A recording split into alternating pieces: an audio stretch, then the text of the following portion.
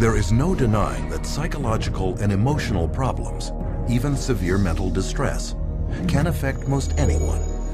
But does this mean we are all insane?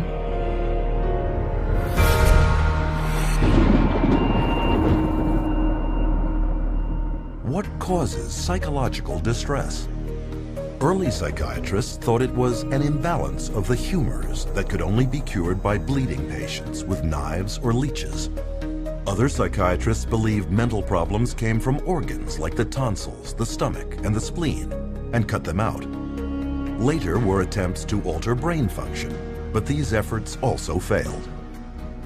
Today, psychiatrists tell us that the way to fix unwanted behavior is by balancing brain chemistry with a pill. Did they get it right this time? They say you have a chemical imbalance of serotonin and dopamine, but there's never been a study to ever prove that, ever. It's just been indoctrinated into the culture and television advertising to the point where people now believe it as fact. Despite this lack of evidence, psychiatrists will tell you that psychotropic drugs are just like mainstream medical drugs. Can this be true? The answer is that unlike a drug such as insulin that corrects a measurable and proven imbalance in the body, psychotropic medications have no visible or measurable physical abnormality to correct. Here is evidence of a bacterial infection. Here is the psychiatric disorder, attention deficit hyperactivity disorder. Here is a broken arm. Here is major depressive disorder. This is a brain tumor. And this is bipolar disorder. Which raises the question, how can you medicate something that is not physically there? The answer is, you can't.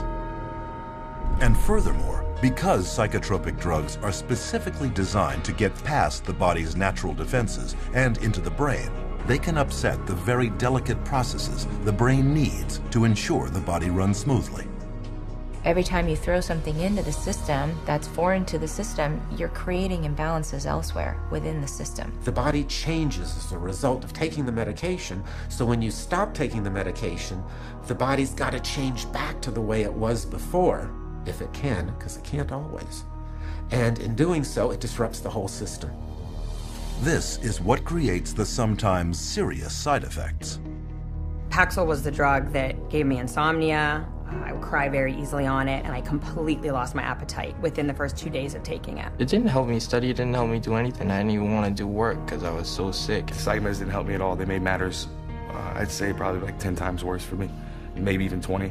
Only now I was further impaired by the medications, and I started having car accidents. They put me on Zoloft, and it made me want to kill myself. And I realized that those drugs were just destroying me. Even when I was on them, I realized that they were destroying me.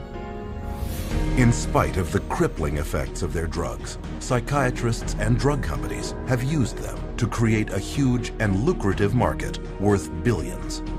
And they've done this by naming more and more of life's problems as medical disorders, requiring psychiatric treatment. For example, shyness becomes social anxiety disorder. Loss of a loved one, major depressive disorder. Homesickness, separation anxiety. Suspicion, paranoid personality disorder. Having ups and downs, bipolar disorder. Distractibility, ADHD. This is why it is almost impossible for anyone to see a psychiatrist today and not be diagnosed with a mental illness. And a diagnosis of mental illness means psychotropic drugs. When a patient goes into a psychiatrist's office and asks for help, probably 98, 99, maybe even 99.9% of people are going to receive a medication. And these medications have been estimated to cause over 700,000 serious adverse reactions a year and 42,000 deaths.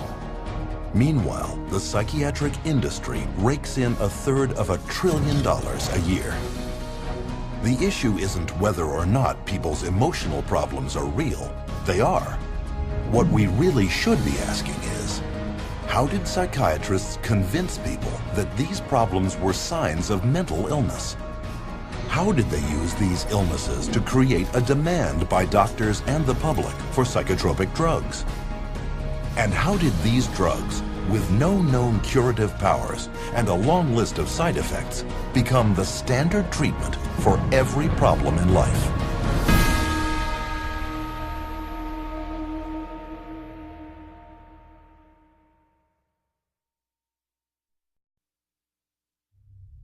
Psychiatrists assert that they have made much progress in the field of mental health over the past century and a half.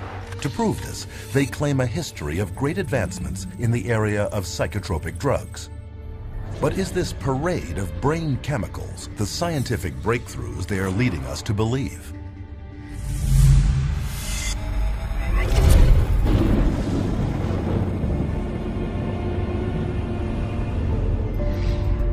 Modern institutional psychiatry has depended on psychotropic drugging since its earliest beginnings in insane asylums during the 19th century.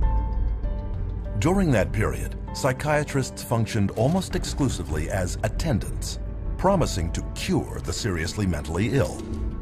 But as they could not, they were not regarded by mainstream medicine as real doctors. Other physicians considered psychiatrists as almost a doctor. Okay, because they weren't doing medical stuff.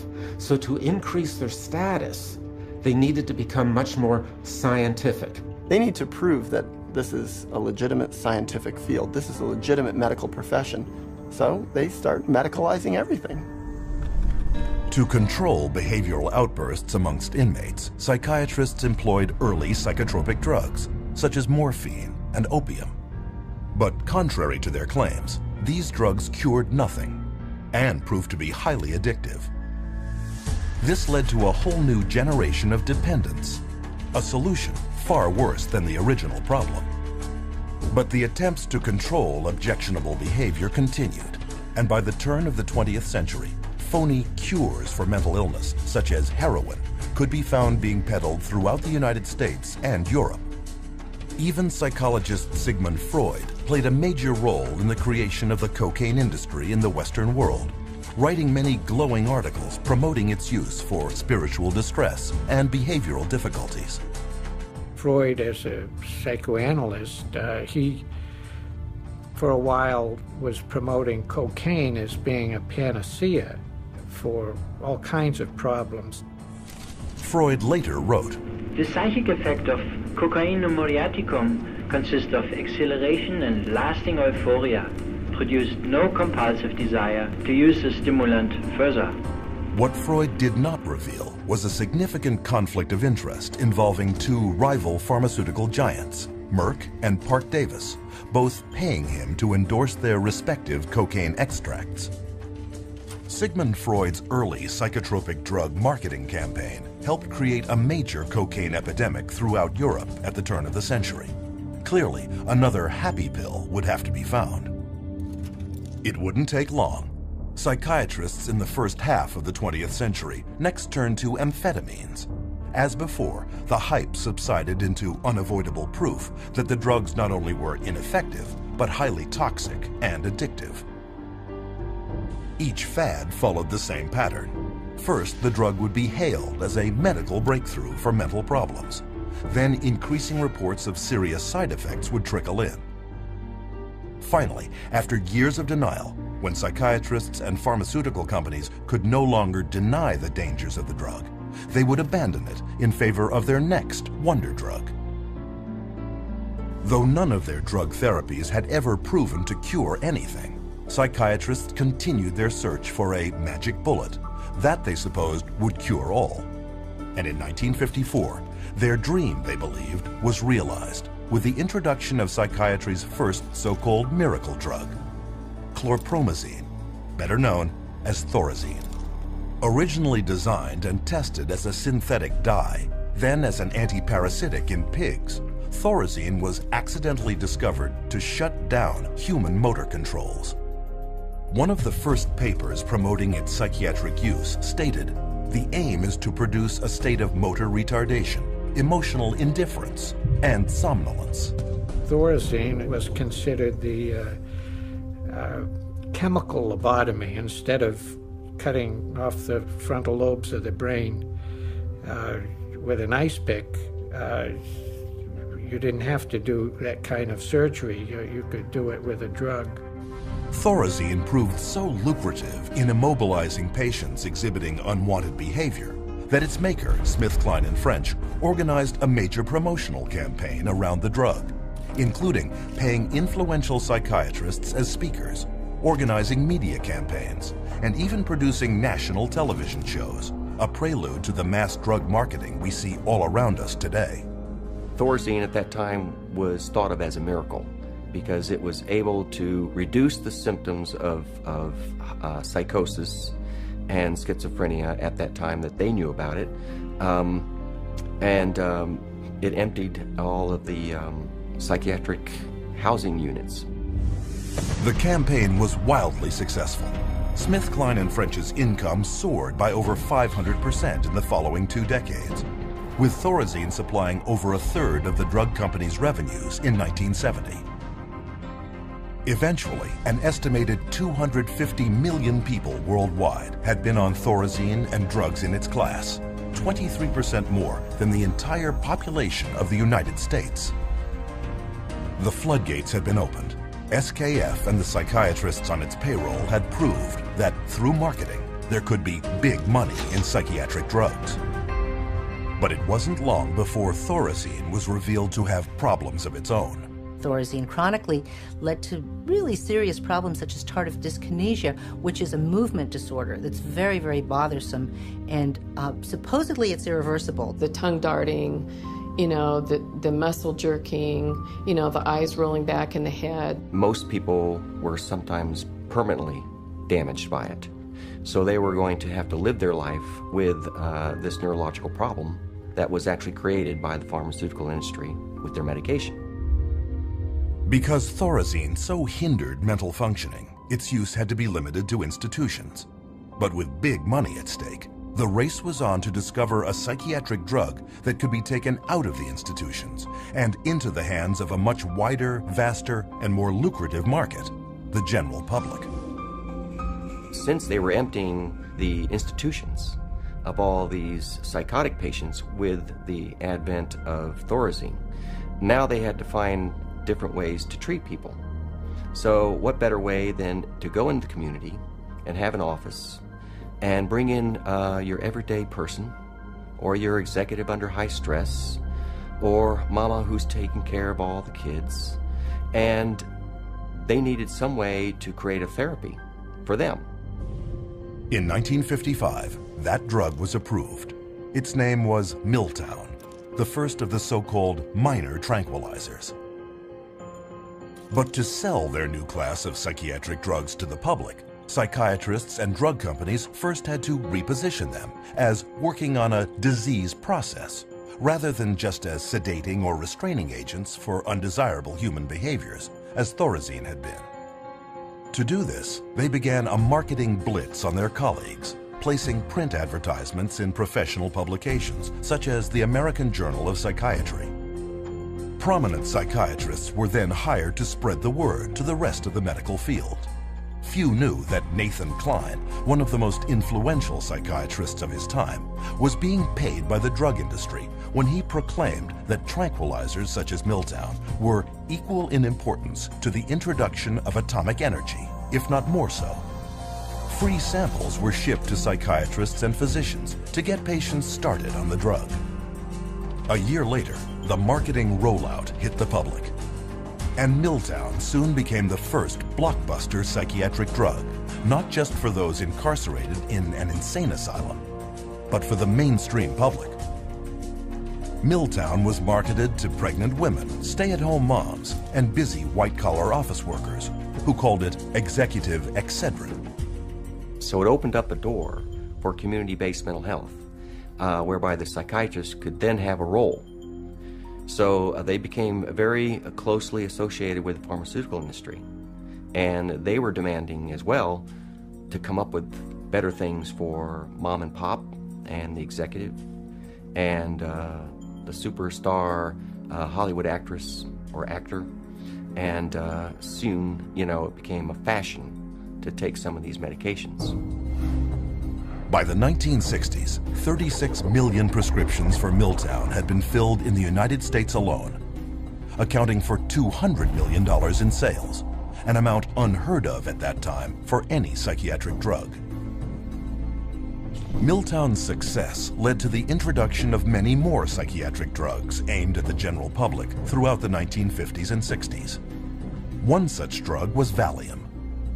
Launched to the delirious acclaim of psychiatrists and the press, Valium was so widely prescribed to stressed-out housewives that it even acquired a nickname, Mother's Little Helper. Lost amidst this hoopla was strong and well-documented early evidence that tranquilizers also came with serious, life-changing side effects. Milltown, for example, was soon labeled by the 1962 President's Advisory Commission on Narcotic and Drug Abuse as more dangerous and addictive even than cocaine or methamphetamine, and fell quickly out of use. But the psychiatric community ignored these warnings. Pandora's box had been opened, and with their new pills, they were no longer caretakers of the insane. They were real doctors administering drugs to patients. And their backward logic was, if the drugs did indeed shut down mental symptoms, weren't they therefore addressing some physical disease in the brain? Within years, this reasoning enabled psychiatry to undergo a profound change. Psychiatrists were no longer caretakers, they were doctors. Mental complaints were no longer psychological, they were symptoms of disease. And to treat them, psychiatrists wrote them prescriptions. It's all about money. The use of writing prescriptions and having an income from people coming in and getting their prescriptions and this, that, and the other is what revived the psychiatric community. It was the thing that put them back where they were earning money again. Business was going so well that a group of prominent psychiatrists met in Puerto Rico in 1967 to lay out the expansion of psychotropic drug use for the year 2000. According to organizing psychiatrist Dr. Wayne O. Evans, psychomedication is now an accepted way of life, and the search for the just right pill has become the goal for many people. By the early 1980s, Valium had become the most widely prescribed drug of any kind in the Western world. In 1978 alone, nearly 2.3 billion tablets sold, enough to medicate 1/2 of the world population. The business of psychotropic drugging had gotten so out of hand that at a 1979 hearing on the use and abuse of benzodiazepines, one United States senator commented that the whole pitch appears to be to sell, market, sell, and market. But bigger things were yet to come. The next drug that became a rage was Prozac. And of course, Prozac was not for anxiety, but for depression. And all of a sudden, the diagnosis of depression starts multiply. The number of people who are diagnosed as being depressed starts multiplying substantially. Prozac was released amid great fanfare, with tales of miraculous recoveries, sick minds made well, and ruined lives restored. And all with almost no side effects or addiction, or so its manufacturer claimed. Many new antidepressants quickly followed, also pitching instant psychological relief with little downside. And with this, mainstream psychiatry abandoned psychotherapy for pharmacology forever. In a bold and effective marketing coup, the world was told that these new antidepressant drugs were not just for the depressed, but lifestyle drugs for a choose-your-mood society. But almost immediately, evidence emerged that claims of universal safety and effectiveness were far from the truth.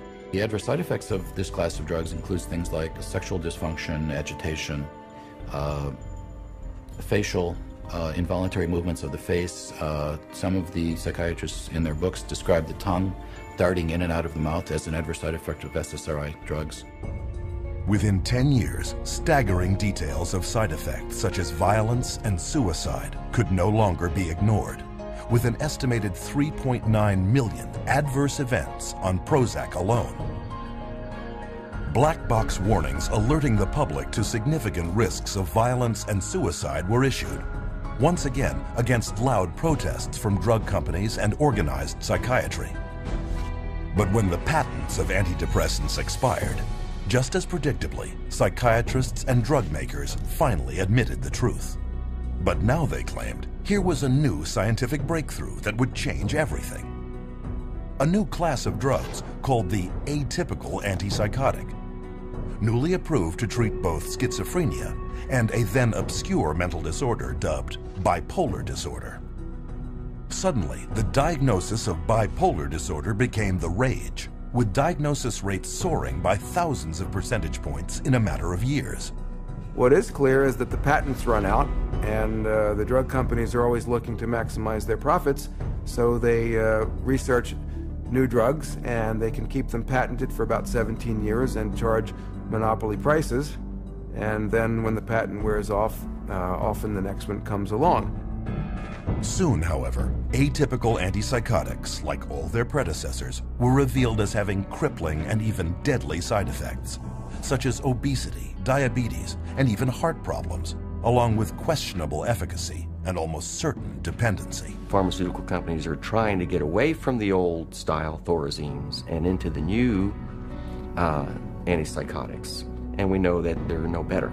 So today's new and improved antipsychotic is no better than the old Thorazine, which was the miracle drug for psychiatry. Today, the same cycle continues, with breathless news coverage of new chemical treatments promoted as breakthroughs. Even hallucinogens such as LSD and ecstasy are now being tested for future psychiatric prescription. Psychiatry has a wonderful history of coming up with one label after another, all to cover up their own inadequacies and their own inability to get a product, which means to cure somebody or to truly honestly help somebody. So their solution is always, let's come up with another syndrome that person has. It's one alphabet soup label after another. And just when the public starts catching on to that the experts may be telling us a story, we move on to the next realm of drugs. Psychiatry has become basically pharmaceutical management in America. That's what psychiatrists do. If you went to a surgeon, you would expect to get cut. If you go to psychiatrists, you expect to get medicated. That's what psychiatrists do. A century and a half later, two questions remain. Where is the science that backs psychiatry up? And how long will the public continue to be fooled by false hopes, hype, and outright lies?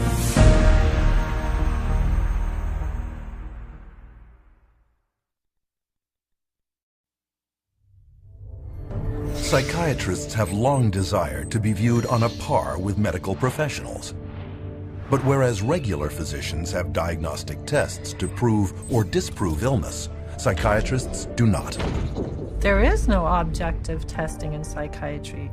There is no blood test, there is no urine test, there is no biopsy. There's nothing that objectively proves that there's anything physiologically or biochemically wrong that's creating your symptoms. With cancer, you can do a screening and it's there or not. You can look at the cells and you can tell if it's there. Different diseases, you can look at it and you can see it under a microscope, or you can see it in an MRI, or you can see it in a CAT scan. With mental health, you can't see it. It can't be diagnosed in a medical procedure. It's all subjective. So the question becomes, without any scientific lab tests showing the presence or absence of mental problems, how does psychiatry's diagnostic system work? And how did it become so prevalent?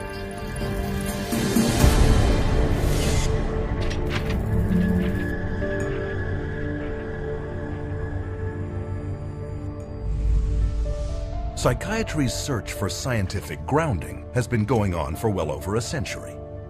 In the late 19th century, German psychiatrist Emil Kraepelin was the first to attempt to classify mental problems as medical disease states.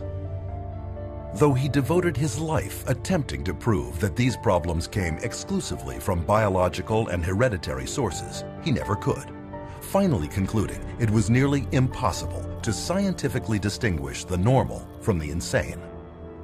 In spite of Kreplin's findings, psychiatrists persisted, with many efforts at classification throughout the years, resulting in the first edition of the Diagnostic and Statistical Manual of Mental Disorders, published by the American Psychiatric Association in 1952.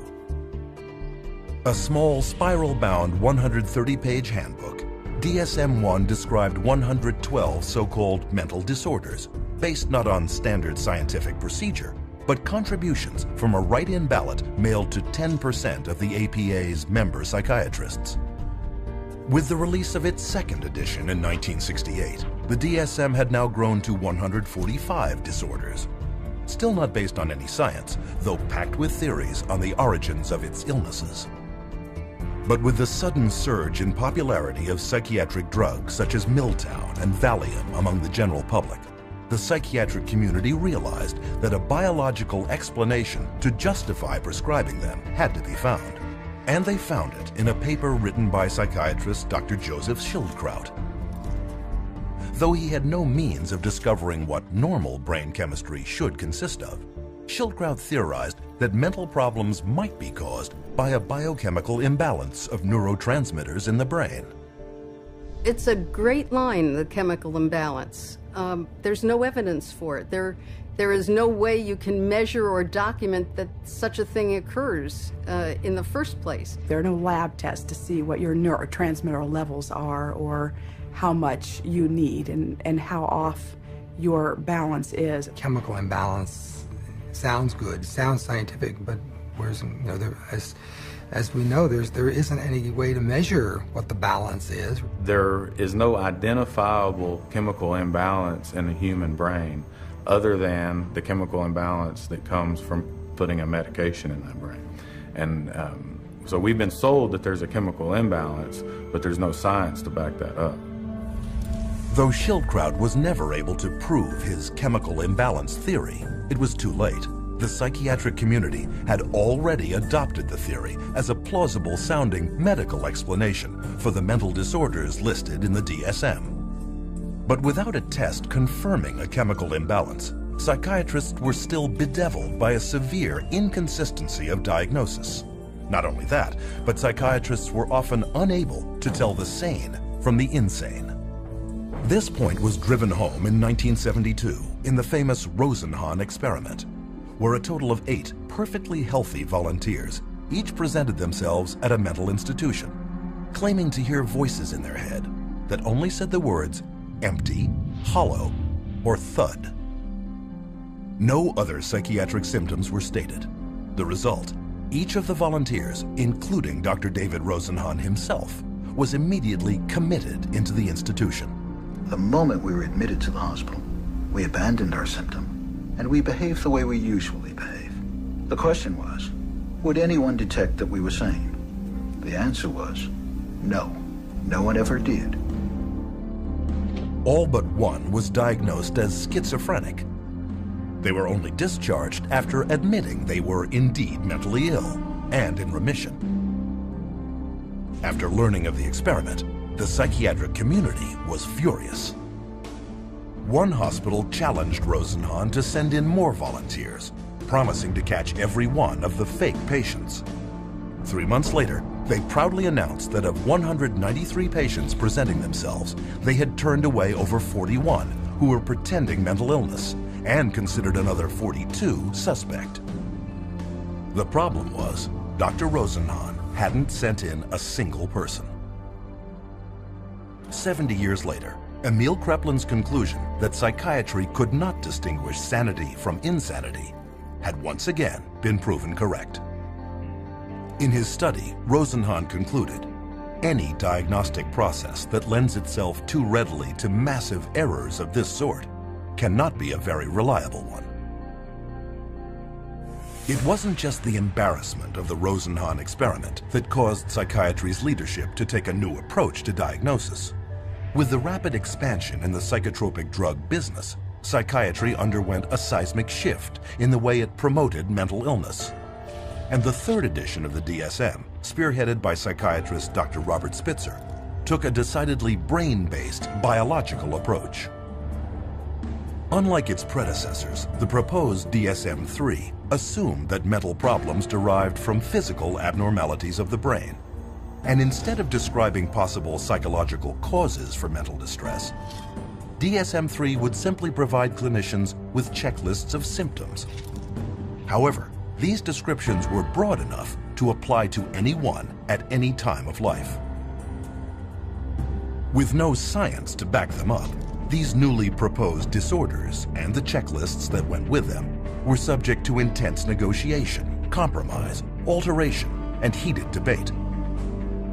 Psychiatrist David Schaffer, who attended the DSM-3 conference, observed, "People would shout out their opinions from all sides of the room, and whoever shouted loudest tended to be heard. My own impression, is coming straight from England, was it was more like a tobacco auction than a sort of conference." Many committees are established to determine what should and shouldn't go into the DSM, the current revision. And a lot of the committee activity is based upon, could be personal bias, political pressure, the trend that may be in vogue then, and other things that are non-medical. Well, in the DSM, I mean, they vote in diseases. I mean, they get together, the panel of psychiatrists look and decide, is this a disease or is this not a disease? How many of you agree this should be a disease? They have a show of hands. They said 20 people in the room, 12 vote for it, 8 vote against it. Bingo. They have a disease. Tell me that that's science. One psychologist reported that during discussions of the proposed criteria for masochistic personality disorder, Spitzer's wife protested about one symptom of the disorder, to which Spitzer responded, "Okay, take it out." Scientific or not, once a disorder is voted into the DSM, it is very hard to vote it out. On rare occasions, however, this too has occurred. Homosexuality, a mental illness according to DSM 1 and 2. After gay rights activists picketed their 1973 convention, the American Psychiatric Association buckled to political pressure and decided by a mail-in ballot of its member psychiatrists to remove it from DSM's next edition. What happened? It wasn't like, there's some objective evidence that at one point it was a disease and we cured the disease and that's a lifestyle choice. No, it was cultural. We became more liberal in this country and decided, okay, it's fine. Whereas, 50, 100 years ago, it wasn't fine, it was a problem. That's not medicine, that's something else. And the psychiatrists who wrote the DSM-3 knew it, as Robert Spitzer would admit to the BBC many years later. What happened is that we made estimates of prevalence of mental disorders totally descriptively, without considering that many of these conditions might be normal reactions, which are not really disorders. That's the problem. But instead of learning from their mistakes, the American Psychiatric Association published the DSM-4 in 1994. And it was even bigger, with 374 different diagnoses amongst its 886 pages. The new edition more than tripled the number of mental illnesses listed in the DSM-1. This rapid expansion in the number of psychiatric diagnoses may not help the patient, but it benefits many others. Once a diagnosis has been created, it enters the professional curricula. Specialists emerge to treat it. Conferences are organized around it. Research and publications cover it. Psychiatrists formulate their patients' symptoms to correspond to it, and drugs are prescribed for it. The DSM, in short, was no longer a manual, but a full-fledged industry. The DSM, although it is our Bible, it becomes the Bible and it becomes tantamount to, the tablet coming down from Mount Sinai, not just for psychiatry and psychology, but for insurance companies, for the legal profession. It comes into play as far as sentencing. It comes into play as far as custody decisions. So non-scientific information is used to make some radical, life-altering or life-ending decisions. The danger of all these psychiatric diseases is that anyone walking the earth today could be labeled as having a mental illness. Using the DSM, psychiatrists at Harvard University have declared that half of everyone on Earth will be mentally ill in their lifetime. One prominent Harvard psychiatrist, Dr. John Rady, goes a step further, arguing no one is truly normal. Though the American Psychiatric Association has quietly acknowledged the lack of evidence for Joseph Schildkraut's chemical imbalance theory, the claim is still flogged in the media and passed on to patients every day. And although you are not likely to hear it in the general media, psychiatrists readily admit that the disorders listed in the DSM have no proven pathology and therefore cannot be called medical diseases. If you were to be confronted with someone saying that the DSM is not backed up by science, what do you have to say about that? Oh, I would say that they're entirely right. No, the DSM is not science. I think there are non-scientific elements, political aspects of it that influence it. Yeah, absolutely. DSM-4 is still far away from science. The DSM system is far from perfect, but it's the best we have. DSM stands for diagnosis as a source of money. It brings in a lot of money. Nonetheless, the next edition, DSM-5, is in the planning stages and is due to be published in 2012. And this time, the negotiation for the next new psychiatric diseases is being held in secret. But we do know some of the new disorders under consideration. One is internet addiction disorder, originally presented as a joke in a 1997 New Yorker article. Regardless, it is now claimed that 25 million people may qualify as compulsive surfers. Other disorders contemplated for DSM-5 include compulsive shopping disorder, binge eating, apathy disorder, parental alienation syndrome, relational disorder, intermittent explosive disorder, road rage. All potential disease categories with psychotropic drugs waiting to be assigned to them. According to the APA, 19 of the 27 psychiatrists on the top panel deciding on what illnesses to include in the next edition of the DSM have financial ties to drug companies. The situation got so bad that the architect of DSM-3, Robert Spitzer, and DSM-4 editor Alan Francis went public, warning the APA might well be accused of a conflict of interest in fashioning DSM-5 to create new patients for psychiatrists and new customers for pharmaceutical companies. But the psychiatric community has decided not to address this issue, and for good reason. Today, psychiatric drugging rakes in over $80 billion a year for pharmaceutical companies. And with every new edition of the DSM, the diagnoses have not only expanded in number, but cast a wider net to encompass such population segments as senior citizens, the military, pregnant women, and even children. In my training, when I first started this, they told us that they would not give a bipolar diagnosis for a child under 18. These days, I see children diagnosed with bipolar disorder at 5 and 6 years old. A 2-year-old can be throwing a temper tantrum and then stop and be fine. Anybody that's a parent has seen that happen. That doesn't mean they're mentally ill.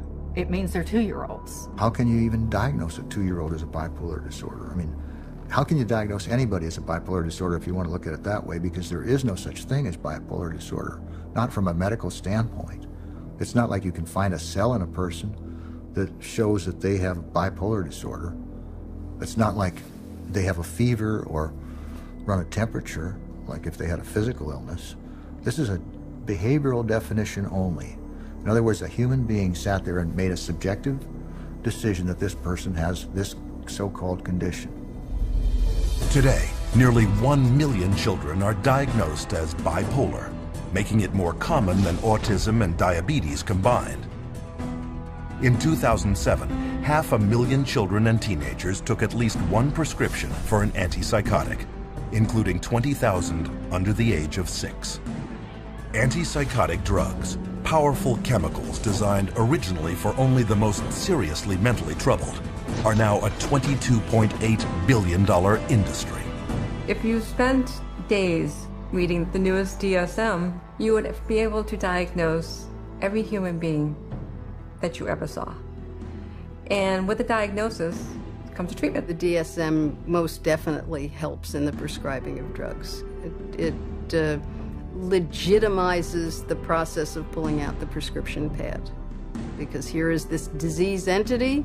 The disease entity is addressed with this medication. And the DSM is in the service of making things reductionist into very simple, simplistic ways of looking at things. That makes it easier for the pharmaceutical company to create a medication for. The only thing that we've left out of that equation is the person. And the average person is completely unaware that psychiatric diagnoses are not medical, but merely voted on behaviors. Which leads us to our next question. How do psychiatrists take these invented disorders and get people to believe they have them?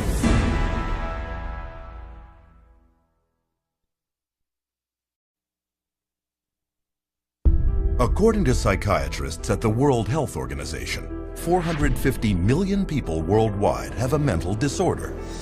3 times the metropolitan populations of Tokyo, New York, Los Angeles, London, Paris, Mexico City, Mumbai, Milano, Madrid, Toronto, Washington, Athens, Melbourne, Hong Kong, Singapore, Rome, and Berlin combined. Are there really this many mentally ill? Or is this just a case of good marketing?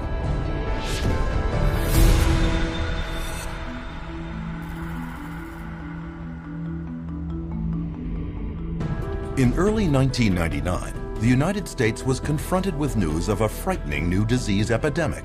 You blush, sweat, shake, even find it hard to breathe, posters read, with the tagline, "Imagine being allergic to people." The disease was social anxiety disorder, SAD, or SAD, and it was claimed to affect about 13.3% of the American population. And to find out more, readers were instructed to contact a group called the Social Anxiety Disorder Coalition. What the public was not told was that both the coalition and the campaign were created by a public relations agency and bankrolled by a drug company. Later that year, while the campaign was making millions of people aware of this previously unknown disease, the antidepressant Paxil became the first drug approved by the FDA for the treatment of social anxiety disorder. Psychiatrists such as Jack Gorman of Columbia University and Murray Stein of the University of California at San Diego signed up as psychiatric frontmen for Paxil's ad campaign. And within 3 years, Paxil shot from 3rd place in its drug class to 1st. Paxil's product director would later boast, "Every marketer's dream is to find an unidentified or unknown market and develop it." That's what we were able to do with social anxiety disorder. Paxil's competition took notice. That same year, Pfizer got FDA approval to sell its antidepressant, Zoloft, for treatment of post-traumatic stress disorder. They too hired a public relations firm to create their own psychiatric front group and paid psychiatrists to spread the word about the disorder. This campaign would claim that 1 person in 13 would develop PTSD over the course of a lifetime, and this included anyone witnessing a violent act, natural disaster, or distressing event. And as with Paxil, sales of Zoloft skyrocketed. For the psychiatric drugs, the goal is to have as many people on them as possible. So the way to do that is to convince normal people that they have some defect or mental disease or condition that requires treatment. So I mean that's the way they do it. They hire these big marketing companies that come up with these campaigns. We're going to tell you about your disease so that you can lead a happier, healthier life. Oh, and by the way, we have a drug too that helps to treat this disease. This practice of selling sickness is known as disease mongering, a term defined by the late journalist Lynn Payer as trying to convince essentially well people that they are sick, or slightly sick people that they are very ill. On Madison Avenue, disease mongering is accomplished through a strategy known as condition branding, where mental illness is pitched just like cars, beer, or laundry detergent. And according to top New York branding guru Vince Parry, no therapeutic category is more accepting of condition branding than the field of anxiety and depression. where illness is rarely based on measurable physical symptoms and therefore open to conceptual definition. Parry then suggests to executives 3 principal strategies for what he called fostering the creation of psychiatric illness. The first is elevating the importance of a condition, or leading the public to believe that a minor or temporary mental problem is much worse and far more widespread than it really is. Prior to the introduction of SSRI antidepressants, depression was considered, even by psychiatrists, to affect only 100 people per million. Since then, estimates have been raised to as many as 100,000 cases per million, a 1,000-fold increase. The result is about 10% of Americans, some 27 million people, currently on antidepressants, twice as many as in 1996. Very good marketing that all, expressions of human emotion, deep sadness and fear and anger and whatever else they happen to be, are now classified as, a major problem, a psychiatric problem, a psychological problem that needs to be dealt with drugs. Another psychiatric illness, bipolar disorder, was also considered rare, affecting only 1/10% when it was first introduced in the DSM-3. Today, there are claims that as many as 10% of the population, 100 times the original number, have the condition. Pediatric bipolar disorder was not even listed in the DSM when Harvard psychiatrist Dr. Joseph Biederman began publishing studies claiming that mood swings in children were not normal behaviors, but in reality, mental illnesses. Biederman's disease-mongering campaign worked. In the last decade alone, the rate of children labeled with bipolar has soared 4,000%. But what parents were not told was that 25 different drug companies had underwritten Dr. Biederman's work.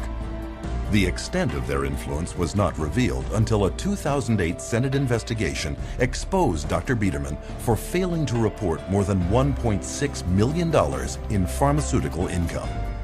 But these revelations had no effect on psychiatry. Pediatric bipolar continues to be widely accepted in the psychiatric community. These labels are being applied to younger and younger children, which I think is really, a sad case. Not sure I agree with any of those labels to begin with, but let alone for them to be applied universally to young kids. This idea that childhood itself is a psychiatric disease is simply based off some completely unsubstantiated idea that got printed in the psychiatric manual, and there's no science behind it whatsoever. Disease-mongering strategy number 2, redefining an existing condition. This tactic takes an ordinary state of mind and recasts it as a psychiatric disease that now must be treated with drugs. Case in point, the winter blues, a common mental condition related to the lack of sunlight during winter months, but redefined by psychiatrists as seasonal affective disorder, a psychiatric disease requiring psychiatric treatment. As another example, consider the changing emotions during a woman's menstruation, made over by psychiatrists as premenstrual dysphoric disorder, a mental illness discovered not in a laboratory, but in the marketing department of drug maker Eli Lilly. When Prozac patent came up, they realized they needed to come up with some sort of new to keep the money rolling in, and they came up with a new disorder. They just made it out of thin air, the premenstrual dysphoric disorder, the PMDD, and then the new wonder drug, which was Serafem, which if you look at Serafem on the back of the label, it just says, this is Prozac. And they were able to keep that patent so that nobody else could make it, so that they could keep that money rolling in. Many of the drugs today are simply drugs repackaged. They're drugs that had a patent and now are generic, or now get called something else, or they decide now to use them for something else. Disease-mongering strategy number 3, creating a new condition for an unmet market need. Example, compulsive shopping disorder, publicized by psychiatrist Dr. Jack Gorman. In Gorman's public appearances, a recent study was cited that claimed that as many as 20 million Americans, 90% of them women, could have the problem. What he did not reveal was that the study was funded by Forest Laboratories, maker of the antidepressant Celexa, and that he was a paid consultant to at least 13 pharmaceutical firms, Forest included. Most consumers have never heard of the concept of marketing of disease for profit, but to those in the advertising and drug industries, it is well known. A 2005 Reuters Business Insight report, written for drug company executives, notes that the ability to create new disease markets is bringing untold billions in soaring drug sales, and that the coming years will bear greater witness to the corporate-sponsored creation of disease. If I can't get along with my husband, take a drug. If I'm feeling a little depressed, take a drug. If I can't study properly, take a drug. We become a fast food, what I call a fast food, fast drug society. One might then ask, is anyone questioning this rampant increase in extremely questionable and scientifically unproven mental diagnoses?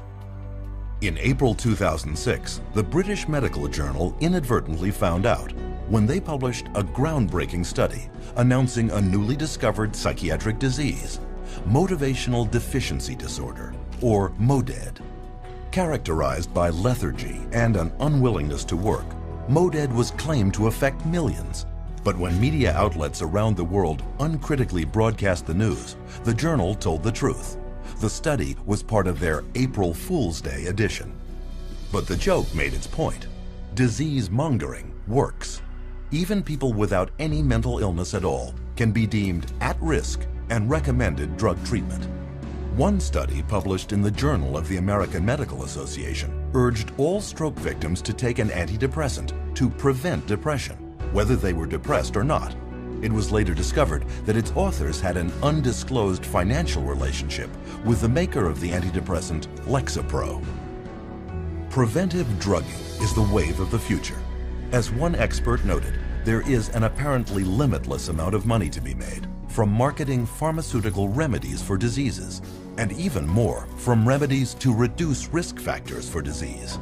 And of course, every time they come out with a new mental disorder, then they come out with a new drug to counteract it. At least to me, it seems like nothing more than a marketing ploy. There are certain executives in the pharmaceutical manufacturers that have stated that one day in America, every person will be on drugs, healthy or not. With these clever disease-mongering campaigns, 100 million people worldwide are currently on psychotropic drugs. And as a result, the psychotropic drug industry is grossing over $150,000 every minute. Observed one consumer advocate, you can sell hundreds of millions of dollars worth of a drug, even a bad drug, if you have the right marketing campaign. Which leads us to our next question. Now that disease-mongering campaigns are creating the illusion of widespread mental illness, how safe are the drugs psychiatrists are prescribing to treat it?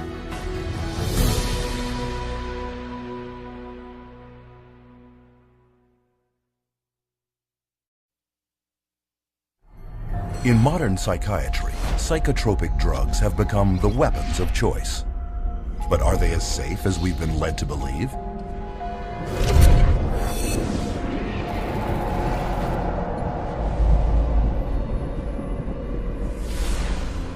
International regulatory bodies, such as the United States Food and Drug Administration, require that all drugs be proven safe and effective before they can be released. To accomplish this, pharmaceutical companies must conduct thorough and exacting clinical trials that prove the safety and efficacy of their drugs prior to marketing. At least, that's what's supposed to happen. But underneath the public relations veneer, claims of psychotropic drug safety by psychiatrists and drug companies are far from the truth. And there are many reasons why. To begin with, drug safety testing is predominantly done by drug companies, not by governmental agencies or independent laboratories, creating an obvious conflict of interest. They pay for it, they bring in the researchers, they have every opportunity to skew the research, to manipulate it, to produce exactly what they want it to produce. The first step in submitting an application for a psychotropic drug is to find a disorder in psychiatry's Diagnostic and Statistical manual and attach it to the drug. Then clinical trials begin, first on animals, then on humans. If the drug makes it to human testing, clinical trials then follow 4 phases. In phase 1, it is tested on a very small number of volunteers, usually healthy young subjects, to determine if the drug is not overly toxic and what side effects it carries. And the studies that are done have young men or women that have very little body fat and are healthy in their 20s. They don't test these drugs on elderly people that have a huge amount of body fat or different proportion of body fat, and they hold the reaction of their drugs is totally different, but they don't ever consider that. In phase 2, psychiatric researchers determine if the drug creates the sought-after effects on the human body and how large a dose can be given before drug toxicity sets in. As in phase 1, test subjects are mostly healthy young volunteers. So just the people that I already know are going to perform well on my drug are going to be entered in this trial. Well, how well do you think your drug's going to come out? Phase 3 testing compares the psychotropic drug against a placebo or sugar pill. Although phase 3 testing is larger and more extensive than phases 1 or 2, it normally involves only about 1,000 patients and lasts a mere 4 to 8 weeks, certainly not enough time to determine any long-term side effects.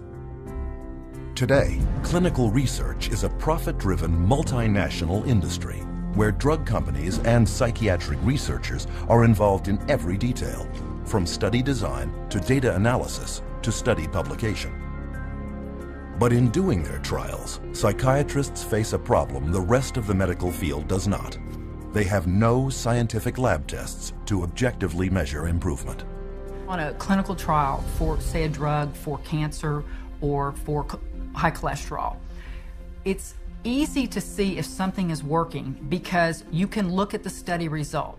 The cholesterol level is dropped, or the cancer is shrunk, or the cancer cells are going away, or there are less of them. You can physically see the answer. With mental health issues, you don't have that luxury. It is this lack of science that permits psychiatric drug researchers many opportunities to skew results of drug trials in the pharmaceutical company's favor. One of the ones I think that is most important is the placebo washout. And what that is basically that they give people placebo pill, the sugar pill, and then anybody who says that they feel better, they get rid of them. And so in which case, they already skew the sample of people being included into the study. That's going to stack the cards against the placebo, and it's going to show an artificial greater effect for the drug. The data shows that the people that got placebo did better. And you know what the researchers said? Oh, that's the placebo effect. Well, we want to get those people out of the study. Another trick of the trade involves giving subjects the test drugs prior to the trial and then putting them in withdrawal. Then, after starting the trial, they are put back on the test drug and will either come out of withdrawal and score better, or, if on a placebo, will continue to feel worse.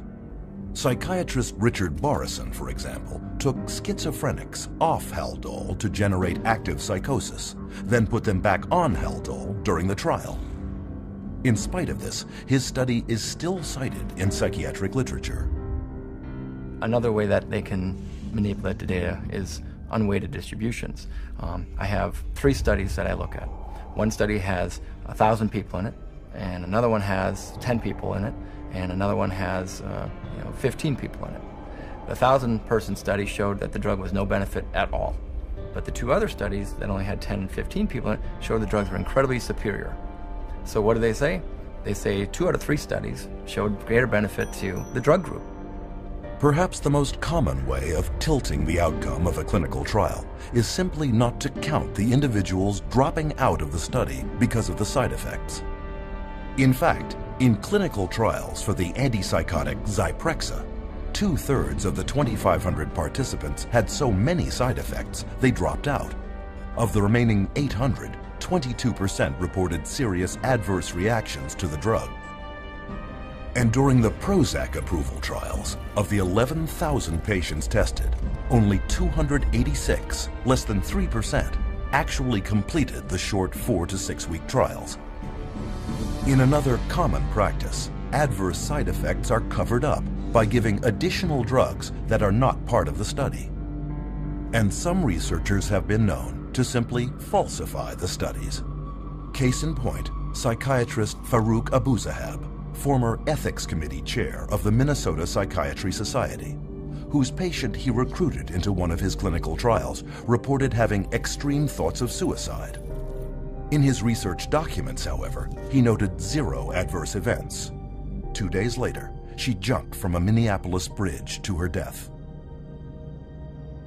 A final way of skewing test data is to hide unwanted drug reactions under less frightening terms. This trick was used in the notorious Paxil Study 329, where such side effects as aggressive events, homicidal thoughts, and homicidal acts were categorized under the word hostility, while under the nebulous term emotional lability were filed suicidal thoughts and actions. In many cases, clinical trials are set up not to look for violence and suicide at all. It is a problem that if these clinical trials don't specifically really ask a lot of questions about the nature of suicidal ideation and how the person feels, and hopelessness and akathisia, if they don't ask those questions very specifically, they're not going to really get that data, and it's not going to come up. Designing biased trials to avoid negative findings, interpreting the raw data to favor your drug, and spinning the entire study to accentuate the positive are just some of the many, many ways to bias a trial. It is this perfect storm of intellectual dishonesty that has led one drug expert to conclude that it can be proven that most claimed research findings are false. But it is the drug companies that own the studies, and when they believe they have compiled enough evidence to convince regulators that their drug is safe and effective, they submit their phase 3 clinical trials for approval. The FDA only requires that 2 clinical trials be submitted, so drug companies can conduct as many studies as it takes to find the 2 that have the best chance at FDA approval. You only need 2 positive trials against placebo, and it doesn't matter if you did 1,000 as long as you get 2. And it's amazing, sometimes they actually don't. They might pool data from another couple of clinical trials in order to get that approved. They don't need to report all their data. They don't need to report all the trials that they do. They only need to report the ones that they want. They can handpick whichever one they want and then submit just those couple to the FDA. As FDA Director of the Division of Neuropharmacological Drug Products, psychiatrist Paul Lieber complained, the sponsor could just do studies until the cows come home, until he gets 2 of them that are statistically significant by chance alone, walks them out, and says he had met the criteria. The New England Journal published a study about a year ago showing that many clinical trials that had been conducted and registered with the Food and Drug Administration were never published because they came out showing no significant advantage over placebo. So antidepressants are not as effective as they are being made out to be, and the side effects are not as emphasized as much as they should be. This point was driven home in 2008 by psychologist Irving Kirsch and his colleagues, who obtained every clinical trial ever submitted, published and unpublished, from the U.S. Food and Drug Administration of 4 new-generation antidepressants. The results were both alarming and enlightening. In Kirsch's words, antidepressant medications have reported only modest benefits over placebo treatment. And when unpublished trial data are included, the benefit falls below accepted criteria for clinical significance. In addition to this, volumes of effects associated with these antidepressants have since been discovered, including homicide, suicide, and mass murder. People really don't realize that from the beginning there's been a question of how marginally efficacious these drugs really are apart from placebo. And yet we have horrific side effects. Combine the 2, and where's your risk to benefit ratio? It's down the toilet. But psychiatrists dismissed Kirsch's study because psychotropic drugs are big business, and clinical trials are a big part of that business. Take, for example, Martin Keller, former chair of the psychiatry department at Brown University, lead author of the so-called Paxil 329 study. This clinical trial, which tested hundreds of children on the antidepressant Paxil, found that the drug was generally well tolerated and effective, which in scientific terms is glowing praise. And the study's list of co-authors? 22 of the most prominent key opinion leaders in psychiatry. I mean, that was a lot of people, but they were the who's who of psychiatry. And this was going to be a publication that I think, took them, into the end zone on getting their approval for kids. With the FDA's blessing, Paxil became a blockbuster in the child and adolescent market, with sales of $55 million in 2002. It wasn't until the New York State Attorney General's office sued in 2004 that the truth finally came out. The raw data showed that not only was Paxil no more effective than placebo, but the young patients on Paxil were 6 times more likely to have suicidal thoughts. In fact, this data also revealed that 11 of the 93 children on the study developed serious side effects, of whom 7 had to be hospitalized. But according to Keller's own administrator, many of those children were either dropped from the study or coded as non-compliant to avoid having to be counted. While admitting no guilt, the drug company settled out of court for $2.5 million. Less money than Paxil was grossing every 7 hours.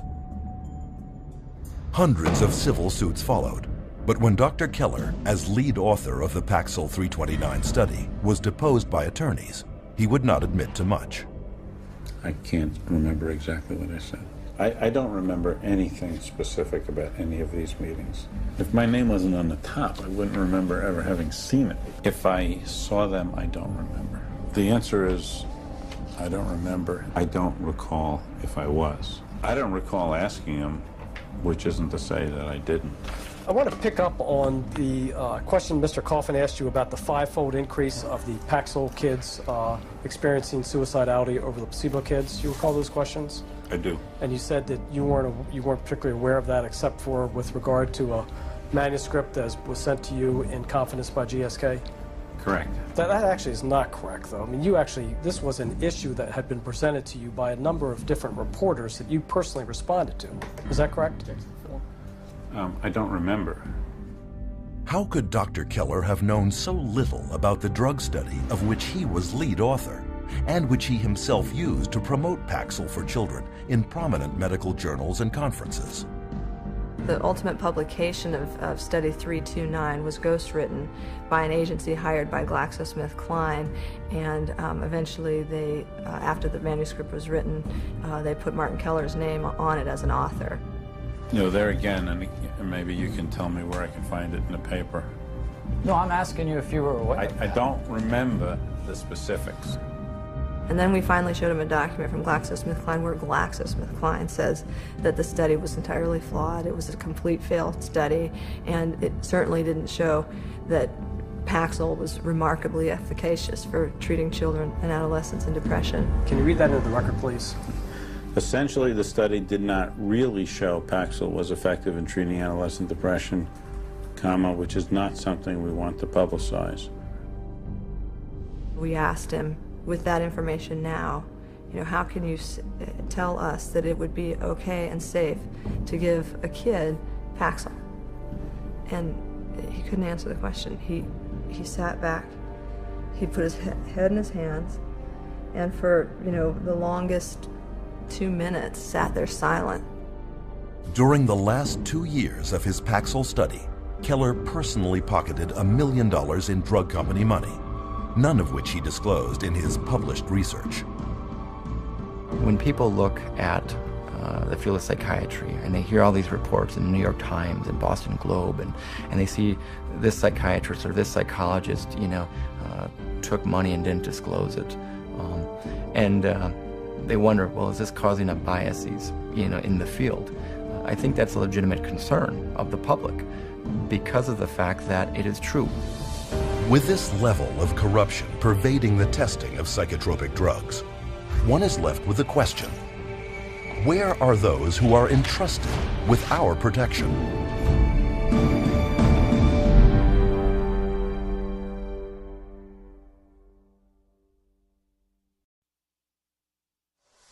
Government regulators are supposed to watch out for patients' welfare. So why are so many dangerous psychotropic drugs being allowed on the market?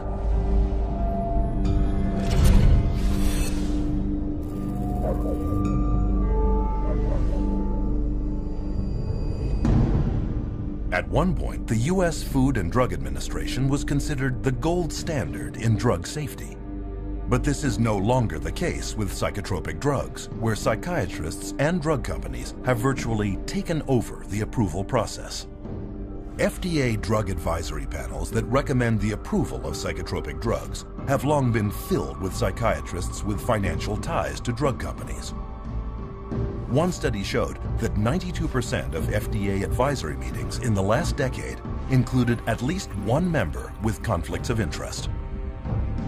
In response to the accusation of conflict of interest, the FDA says that they have tried to find mental health experts without drug industry connections, but can't locate any. To solve this, they issue waivers, where a psychiatrist is allowed to sit on a psychotropic drug advisory panel, despite having a financial conflict of interest of up to $50,000 a year with drug companies. The advisory panels that review drugs, most of these people are direct recipients of money from usually the drug under study, the company that's submitting the drug, and they waive the conflicts most of the time. So it's pretty pervasive, and it's quite insidious. Full waivers have been granted to the following participants: Dr. Andrew Leon for his role as a member of a data safety monitoring board for an affected firm. He receives between $10,001 and $50,000 per year. Dr. Bruce Pollock has been granted a limited waiver for his activities on an advisory board and speakers bureau for an affected firm in which he receives less than $10,001 per year. Ms. Jean Bronstein for her ownership of stock and a bond in an affected firm in which the value falls between $50,001 and $100,000. You could be paid massive amounts of money by the drug companies, you know, in this sense, and then turn your head here and say, okay, now I'm going to review the drug. And that huge conflict of interest was not to be discussed. In fact, they didn't want people putting it out there. That was the policy. So they still allow it. They still allow that conflict to continue. But now it's meant to, you know, I guess they're supposed to acknowledge if there's a conflict of interest. But acknowledging the conflict and getting rid of the conflict are two different things. The revolving door between government, academia, and the drug industry is one of psychiatry's worst-kept secrets. There's a revolving door, FDA and drug, FDA and drug. So we have a system where those institutions that people trust, want to trust, would like to trust, are truly untrustworthy. Case in point, Daniel Troy, a former drug company lobbyist who was then hired as general counsel for the FDA, where he filed legal briefs in favor of drug companies and against drug victims. He was the drug lobbyist lawyer, and then he became the general counsel of the FDA. I mean, they talk about having the wolf watch the chickens. After leaving the FDA, Daniel Troy went back to the drug industry, where he is now senior vice president and general counsel for pharmaceutical giant GlaxoSmithKline. This is the atmosphere under which psychiatrists at the FDA give drug makers approval to sell psychotropic drugs. But the clinical trials are not supposed to end here. There is one final stage of testing to go, Phase 4. Phase 4 requires that drug companies track the adverse side effects that will undoubtedly occur in the general public, well beyond the very small samples of Phase 3. The sheer number of side effects that will now emerge has prompted one advocacy group to warn that most drug safety problems will not show up until the drug has been on the market for at least 7 years. The meds are not tested long-term before they get approval from the FDA. The studies tend to be a matter of weeks or a few months, but nothing looking at over the years. And the data that's coming in now from Europe and also in the United States is that the side effects are deadly. Instead of serving a safety function as post-marketing surveillance, Phase 4 clinical trials are now being recast as post-marketing research and repurposed into a means of testing psychotropic drugs for additional psychiatric disorders. Take Zoloft, FDA approved in 1991 to treat major depression. Since then, it has also been okayed to treat obsessive-compulsive disorder, post-traumatic stress disorder, premenstrual dysphoric disorder, panic disorder, and social anxiety disorder. In 2005, the last full year before it lost its patent, Zoloft grossed $3.3 billion. And as with other psychotropic drugs, much of that is pure profit. 100 Xanax pills, for example, only cost 2.5 cents to manufacture, but retail on average for $136.79, a profit of well over 500,000%. It is for this reason that drug companies enjoy profit margins of about 16%, triple the norm of most businesses. In 2006, drug company CEOs of the 10 leading drug companies were paid an average of $18 million a year, almost 400 times the median household income of the average American family. Investors also love pharmaceutical companies producing psychotropic drugs, since psychiatrists never prescribe them to cure mental problems, but to manage them, often for a lifetime. And lifetime customers have a huge impact on the bottom line. As one stock analyst famously commented, the first disaster is if you kill people. The second disaster is if you cure them. Pharmaceutical company stock has been one of Wall Street's most consistent winners and is widely considered one of the most profitable investments one could make. In 2002, the total profits of the top 10 drug companies in the Fortune 500 exceeded the combined profits of the other 490 businesses. And a downturn in pharmaceutical stock prices would constitute major losses for investors throughout the world, and investments must be protected. With so much money at stake, is it any wonder that stockholders are never told the truth about the drugs they are investing in? They are unaware that FDA approval does not guarantee drug safety, and that the clinical trials justifying that approval are frequently based on falsities and deceptions. But once the drug is approved, the next challenge is, how do you convince prescribing physicians that these drugs are truly safe, effective, and carrying few side effects when the drug company's own trials prove that this is not the case?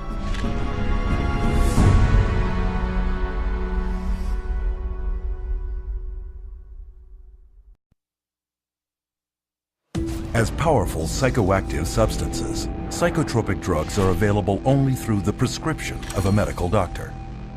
So how did psychiatrists and drug companies succeed in convincing millions of doctors to prescribe them to hundreds of millions of people?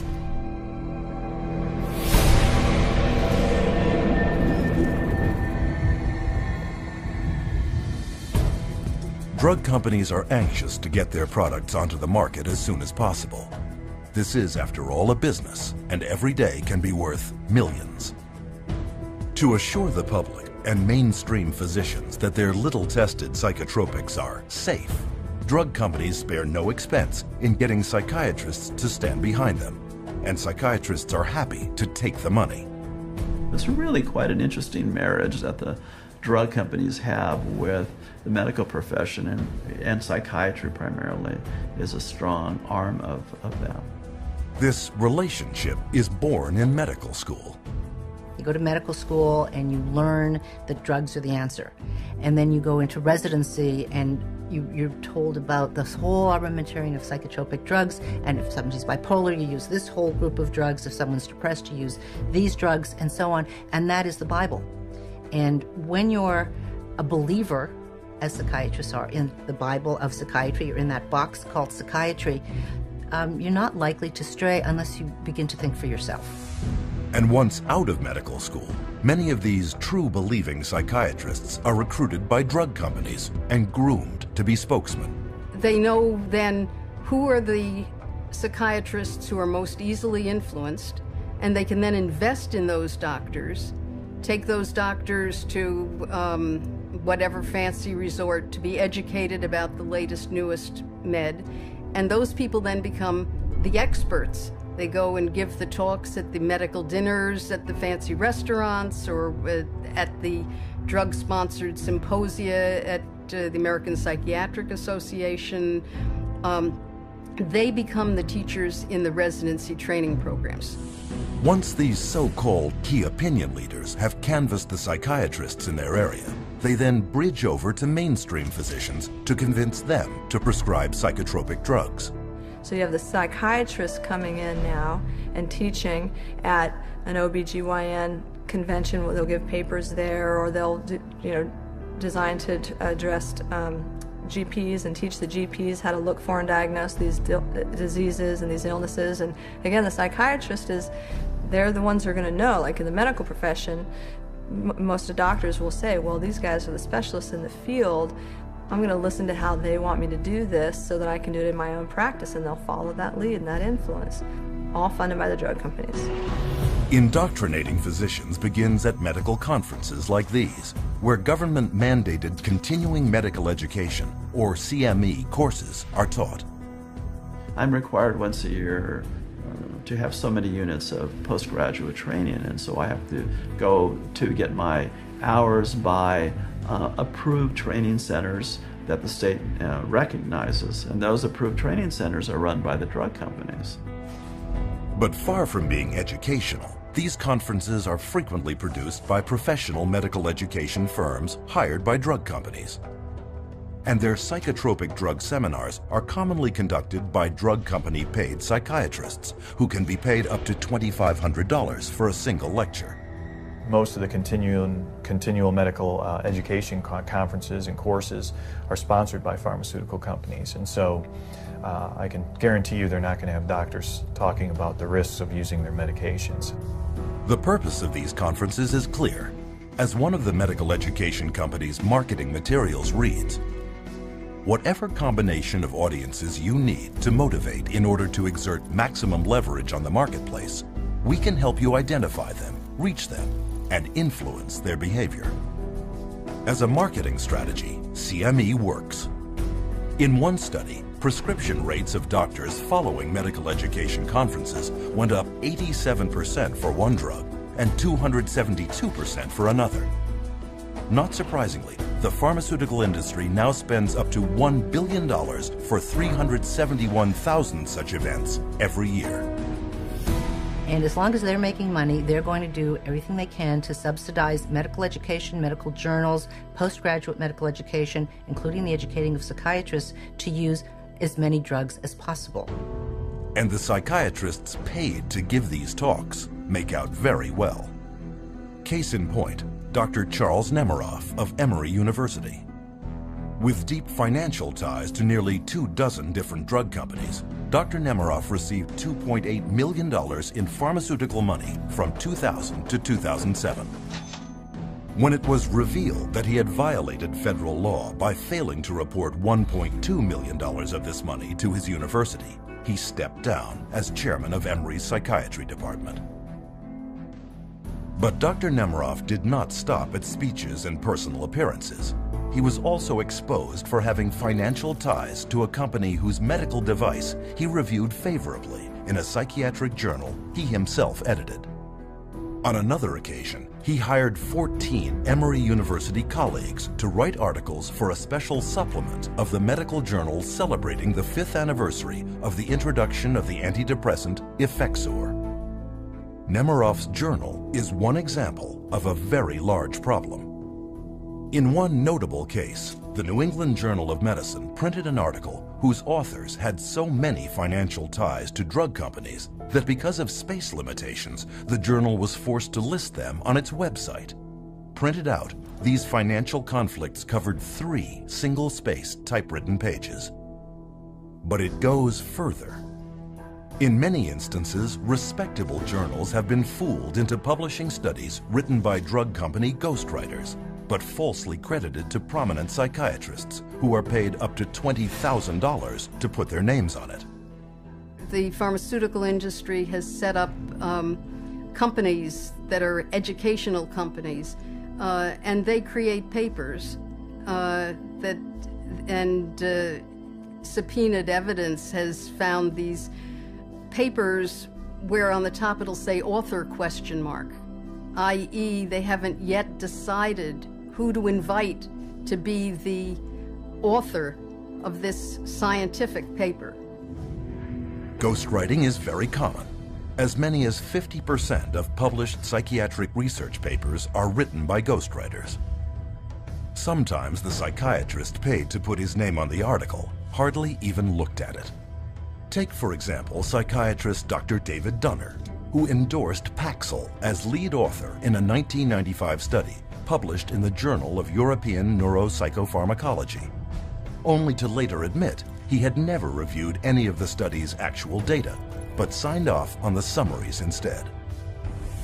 Even the FDA's top official for the review of psychotropic drug clinical trials, psychiatrist Dr. Thomas Loughran, has repeatedly signed his name to articles ghostwritten by drug companies that promote the use of antidepressants and antipsychotics. Psychotropics now labeled by the FDA itself as having high risks of suicidal behavior and premature death. Besides their considerable influence over FDA policymakers, drug companies exert extensive control over psychiatric journals by means of substantial advertising budgets.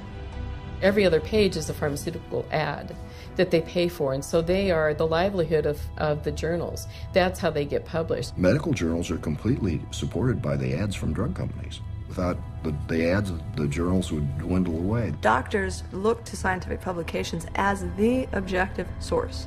It comes from this university, this research being done by these, highly revered, very well-respected leaders in my industry. If I can't trust them, it's doctor to doctor. I'm not listening to those sales reps. That's different. This is doctor to doctor. I'm listening to the big guy. And, they've taken over that process. The scientific literature now, you just can't trust it. Today, between 2/3 and 3/4 of all clinical trials published in major journals are funded by drug companies. And to influence prescribers even more effectively, drug companies will give as much as $1 million to journals for reprints of favorable trials they can later use as objective-looking marketing tools. But the pharmaceutical funding of psychiatry goes beyond even this, until years of pressure finally forced a recent promise to change. The APA's national conference was largely underwritten by drug companies, as were its government lobbying efforts. But old habits die hard. At a recent APA convention, the drug companies were there, handing out food and giving psychiatrists promotional lectures called product theaters. And they get the vast majority of their funding for their associations, for their meetings, for everything from the pharmaceutical industry. So promoting pharmaceuticals is basically the only options that they have.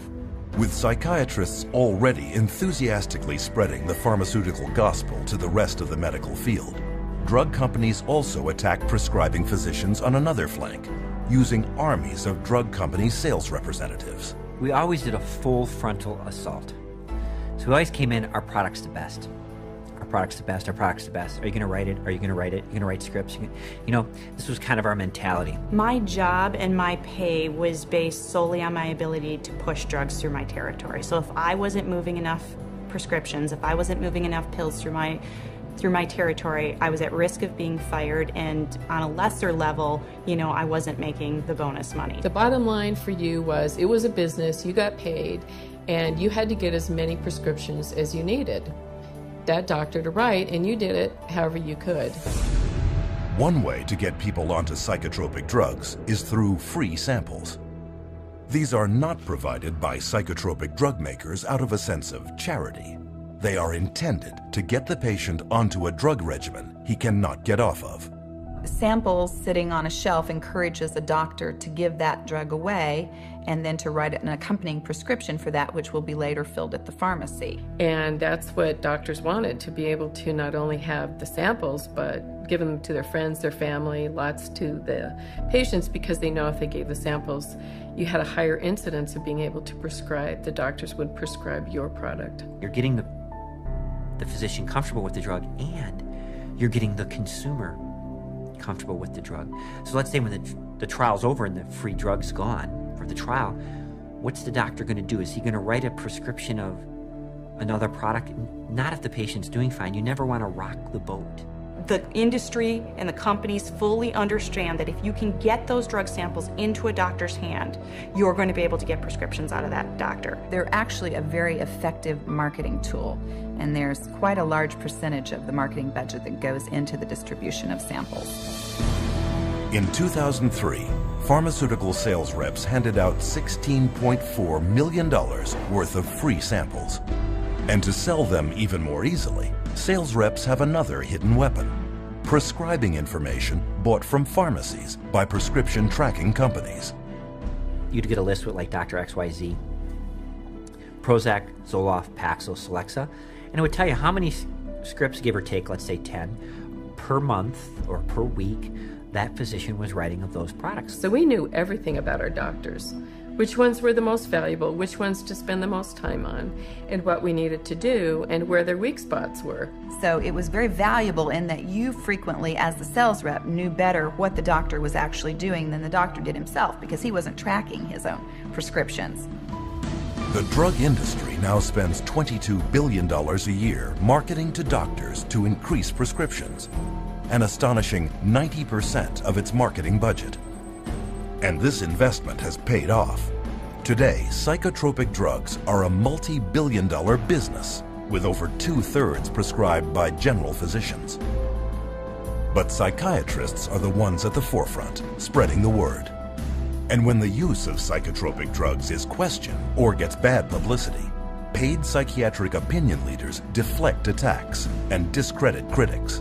Or they may simply use their position to make the problem all go away.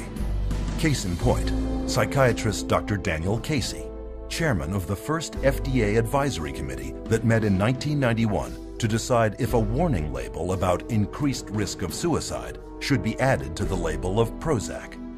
At the hearing, family member after family member came forward to show how Prozac had damaged their children and loved ones. In the end, however, Dr. Casey and his colleagues voted against the label, citing a lack of evidence.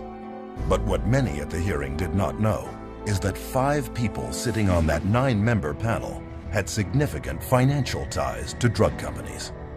Casey himself became chairman of an FDA advisory panel that voted to approve another antidepressant, Zoloft, later that same year, and soon became one of Zoloft's most sought-after speakers.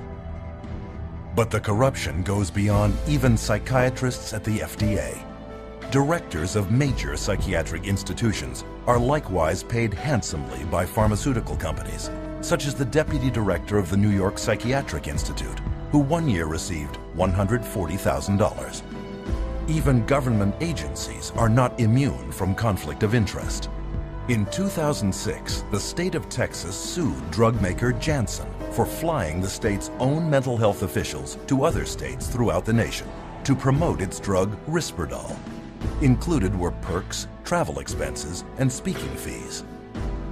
Even at the federal level, the chief of geriatric psychiatry at the U.S. National Institute of Mental Health was convicted that same year for accepting and failing to disclose over $250,000 from drug companies in exchange for consultations, retainer fees, and travel expenses.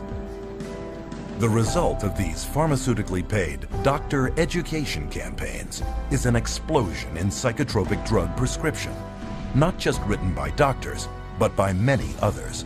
I know some practitioners start people on drugs, on the antidepressants. There's unfortunately a nurse practitioner that does it, and she's not supposed to. It's not in her protocol. Another nurse practitioner I work with has told me that she keeps doing it. It's gotten to the point where you have nurse practitioners, physician's assistants. There are times when that child doesn't even see a doctor. And we're seeing these prescriptions written for, and at best, the doctor may sign off on the bottom of that prescription. Medical professionals worldwide are handing out psychotropic drugs with seemingly few qualms because they have been assured that they are safe and necessary by the experts in the field, psychiatrists. The psychiatric community is completely responsible for the widespread use of psychotropic drugs. They're the ones writing the scripts to the large extent, and they're the ones that are proclaiming their supposed beneficial effects, and I think they're sketchy. The evidence isn't good, and the side effects are horrible. The psychiatrists are the facilitator of the diseases, and therefore the prescriptions. Today, even official psychiatric organizations do not contest that the partnership between psychiatry and pharmaceutical companies in promoting psychotropic drugs to doctors is significant and almost impossible to avoid. But early on, this partnership realized that promoting to doctors was not enough. How could they reach their target demographic, the end user, and drive them into doctors' offices to demand these drugs?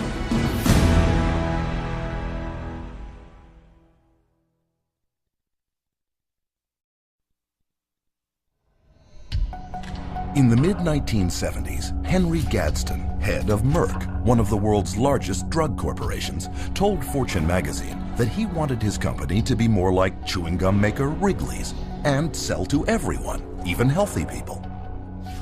Has Gadsden's dream come true? Is marketing now driving the machinery of one of the most profitable industries on earth? Are psychotropic drugs really being marketed like chewing gum?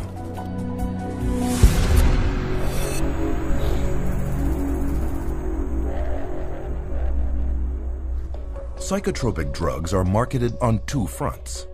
The first is through sales campaigns aimed at doctors, psychiatrists, and other prescribers.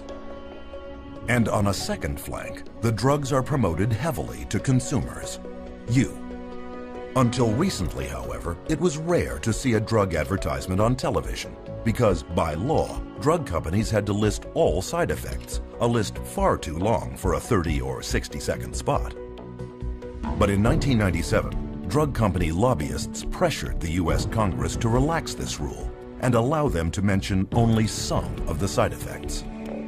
With this simple change, advertising psychotropic drugs on American television suddenly became possible.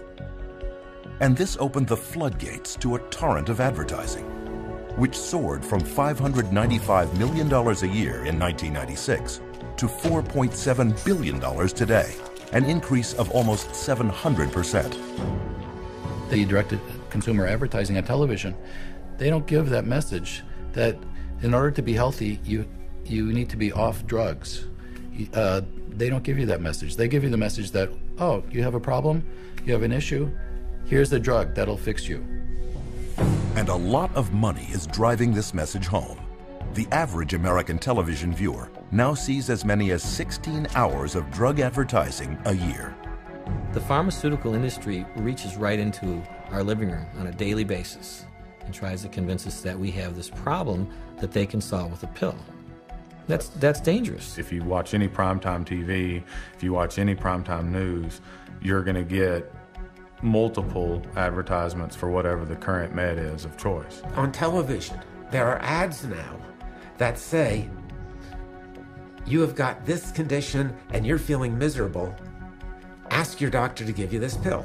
Take this pill, it's over the counter. We're being taught, our society really pushes the idea of quick, simple answers. Ask your doctor if Abilify is right for you. Ask your doctor about Cymbalta. Talk to your doctor about Zoloft. Ask your doctor about Prestige. Ask your doctor if it's Talk to your doctor about the risks and benefits of adding Abilify. If you can convince somebody that they've got a medical or biological problem, that the only thing that solves it is a pill, it stands to reason you're going to sell more pills. To see how effective this Ask Your Doctor marketing strategy is, one study sponsored by the National Institute of Mental Health in 2005 sent trained actors in to doctors and psychiatrists' offices, claiming to be depressed and asking for a specific antidepressant. 50% of them received a prescription for the very drug they requested. And even if the actor did not ask for any psychotropic drug at all, he was given a prescription a third of the time. The doctors feel tremendously pressured to please the patient, to prescribe what the patient is asking for. Nobody likes being labeled as the doc who didn't do anything for me. The doctor is a businessman, and he knows that if he doesn't fulfill that patient's request, there's a probability that that patient will go elsewhere because he'll find somebody that's willing to prescribe that drug. It should be the doctor's choice. It should be the doctor's evaluation driving the use of any medication. It shouldn't be giving a patient the opportunity to see something on TV and come in and ask for it by name, because doctors then are immediately put in a situation where they feel pressured to pull out the prescription pad, whereas they should have come to that conclusion based on their actual clinical data.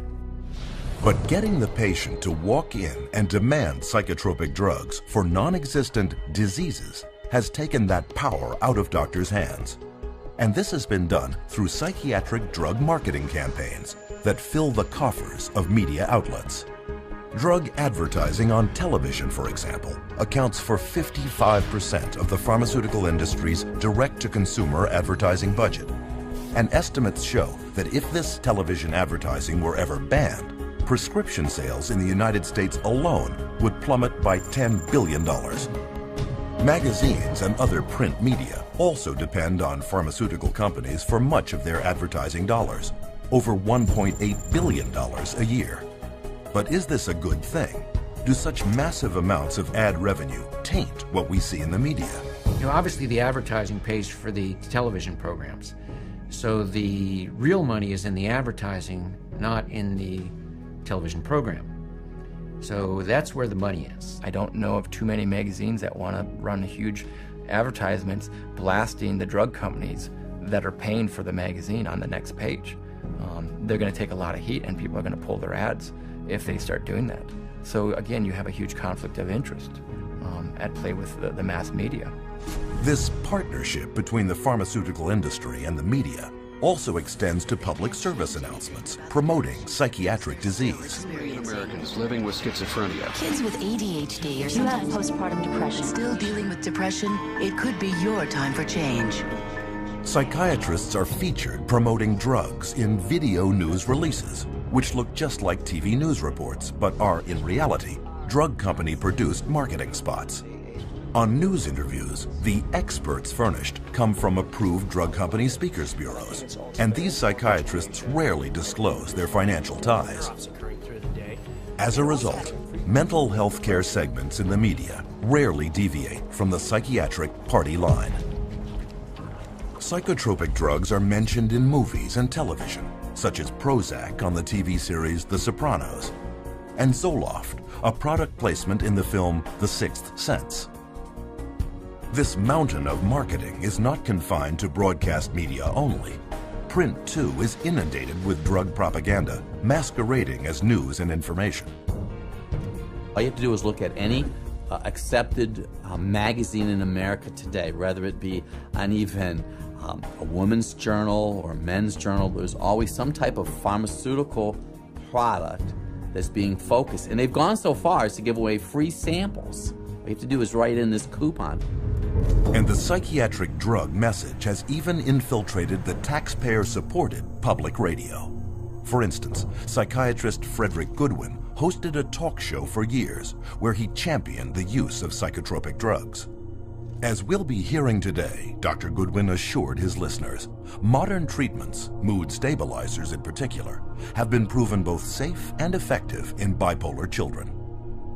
What he did not say was that he would be paid $2,500 by pharmaceutical company GlaxoSmithKline to give a lecture that very night promoting their mood stabilizer drug, Lamictal.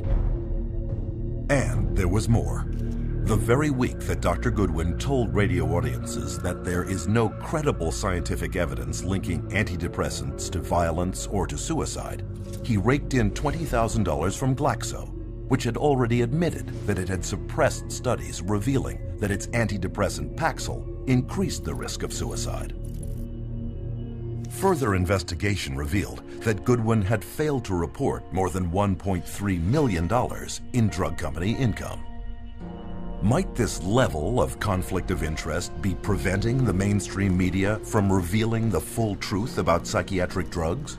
As long as we have direct-to-consumer advertising and the marketing dollars the pharmaceutical companies put into it, you will not hear a companion story or any information about a school shooter or a person who went to their work and killed all their family members and friends. You will never hear whether or not they were on a medication. What you will hear is how depressed they were. And you'll have consultant after consultant and psychiatrist after psychiatrist coming up and being interviewed to discuss how mentally screwed up this person was and how they weren't doing their treatment the way they were supposed to, or they didn't seek treatment when they should have. This story has protected psychiatrists and their drugs for decades. To understand why one hears it so often, one need look no further than the bottom line. As parts of large corporate giants, today's media companies are in the business of making money. And to their CEOs, keeping stock prices high is part of their job description. And when pharmaceutical advertising money is your lifeblood, there is little chance you will rock the boat. With traditional sources so compromised, one might wonder if the information they're getting on psychotropic drugs really is the whole story.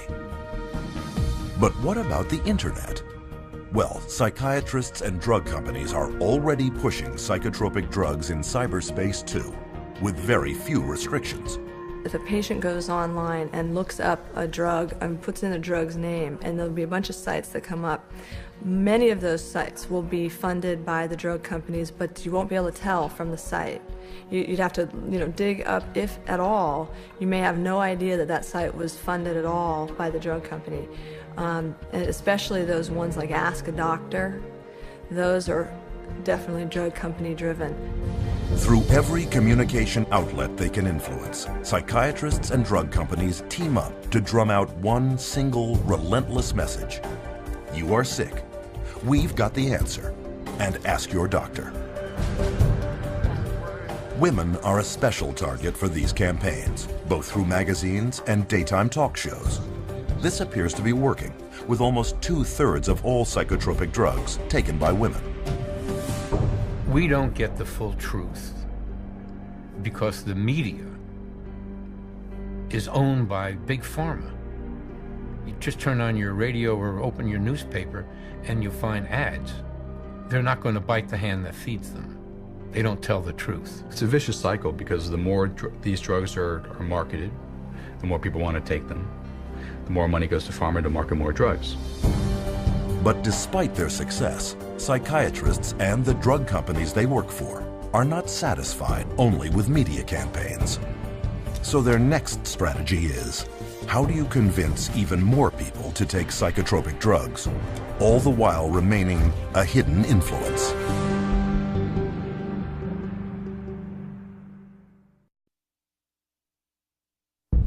Billions are spent every year by drug companies to advertise their latest drug. These efforts are obvious. But are there hidden ways that psychiatrists and drug companies can get you to ask your doctor without your even knowing it?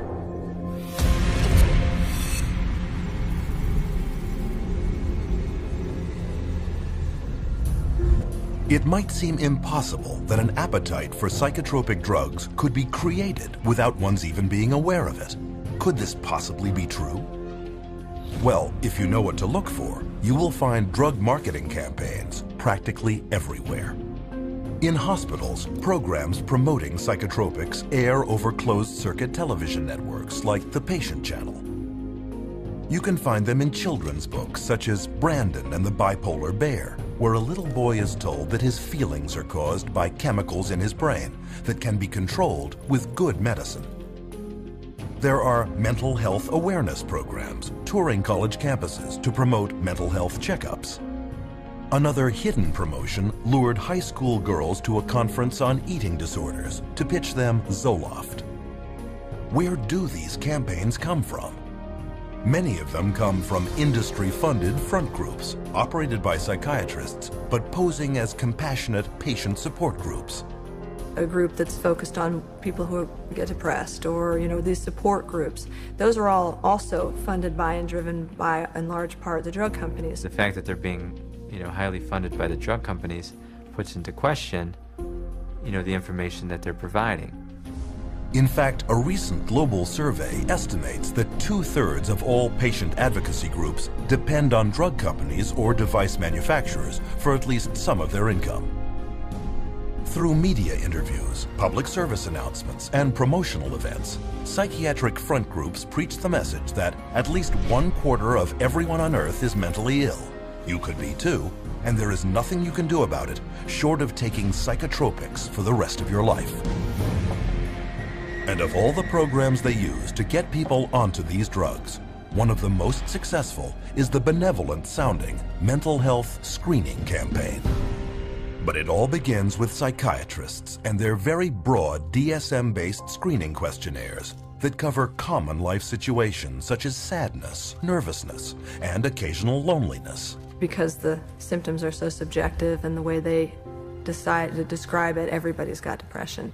So then they started targeting the kids and doing this at schools, and they implemented it through the school process of coming to the schools and having depression screening days. People would come in and they'd fill out these questionnaires and, oh yeah, you've got it. Brought in quite a few new customers. But with statistics proving that more than 1/4 of those screened at thousands of screening sites later start taking antidepressants, it's hard to see screening as anything other than a spectacular marketing opportunity. One such front group, Screening for Mental Health Incorporated, sponsors national campaigns such as National Depression Screening Day, which uses simple quizzes to screen people for mental illness. But what is not revealed is that Screening for Mental Health has taken in a total of almost $5 million from at least 7 different drug companies, all makers of psychotropic drugs given to children. Of all demographics, these mental health screening companies especially target teenagers. Teen Screen is the biggest such screening program in the world, a U.S. national program targeting high school students under the guise of suicide prevention. Teen Screen was developed by Dr. David Schaffer, a psychiatrist with heavy ties to the drug industry. Teen Screen is a series of questions that take about 10 minutes for kids to answer. It's targeted at high school kids. On the Teen Screen case, it asks, do you sometimes feel like other people have an easier life, or, you know, do sometimes you feel bad about yourself and other times you feel good about yourself? Well, given where you are in that particular day and what's happened, you're going to answer that differently. Once this test comes back that the child answered it based on how his emotions were at that very moment, that information gets passed back to the school, possibly the guidance counselor, adjustment counselor, or the school counselor herself, and that child is then referred on to mental health agency. And studies now show that once in front of a psychiatrist, 9 out of 10 children are prescribed a psychotropic drug. Using alarming language and misleading statistics, Teen Screen attempts to frighten parents, fearful that their child may be suicidal. But a closer look reveals that this is not a suicide prevention program at all, but a drug marketing campaign. And this marketing and its wide diagnostic net creates a huge rate of what are known as false positives. By Schaffer's own admission, 84% of all students taking the Teen Screen test were falsely labeled as depressed or suicidal. Predictably, Teen Screen is viewed with suspicion by many parents. To get around this, Teen Screen personnel have offered school children such enticements as movie coupons or free pizza to motivate them to get their parent's signature on the consent form. To eliminate parental objection altogether, Teen Screen has even instituted a passive consent policy, whereby if the parent does not formally object in writing, the child is assumed to have gotten permission and is then screened. Typically, the permission slip that comes home is a permission slip that if you don't sign it, they will give the children the screening anyway.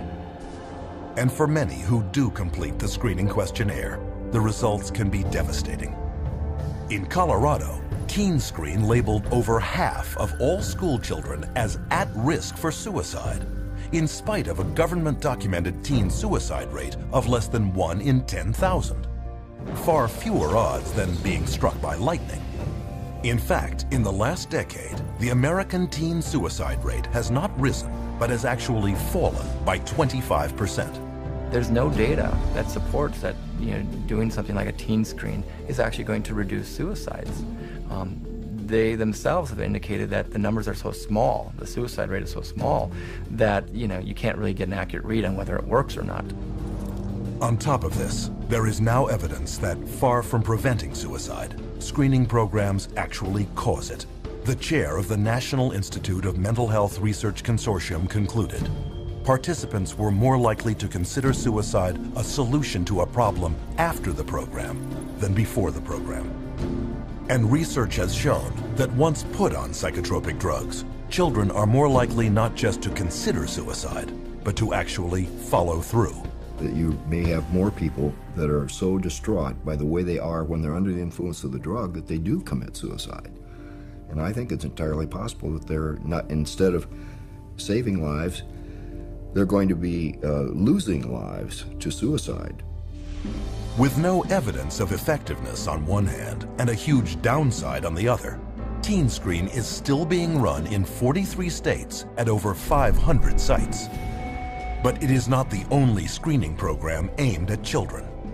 The Youth Risk Behavior Surveillance System administers a 35-minute test in at least 45 states. Yet another, Signs of Suicide Incorporated, has screened thousands of children at 3,500 schools across the United States. They too are heavily backed by pharmaceutical money. And so far, for psychiatrists and drug companies, it has been a great investment. Throwing out a net in doing a typical teen screen or any type of mass assessment, we now have increased our client population tenfold by kids who need to be either seen by a therapist and or seen by a psychiatrist. The internet is another rich source of new prospects. Take, for example, the Patient Health Questionnaire, a 16-item checklist that allows anyone to diagnose himself with depression within 8 minutes. One of the questionnaires developers was psychiatrist Dr. Robert Spitzer, the architect of DSM-3, and its copyright is owned by Pfizer, the world's largest pharmaceutical company, and maker of the antidepressant Zoloft. There is also a 2-question version that can take less than a minute to advise you to ask your doctor.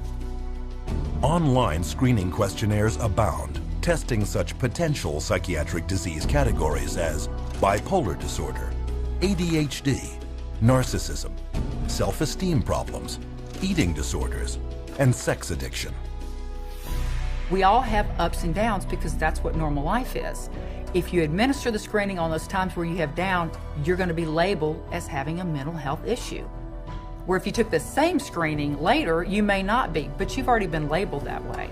And that's the danger of that. And labels last a lifetime. So far, screening campaigns have been limited to those willing to participate. But what if the screenings are no longer voluntary? Will this lead to increased drugging?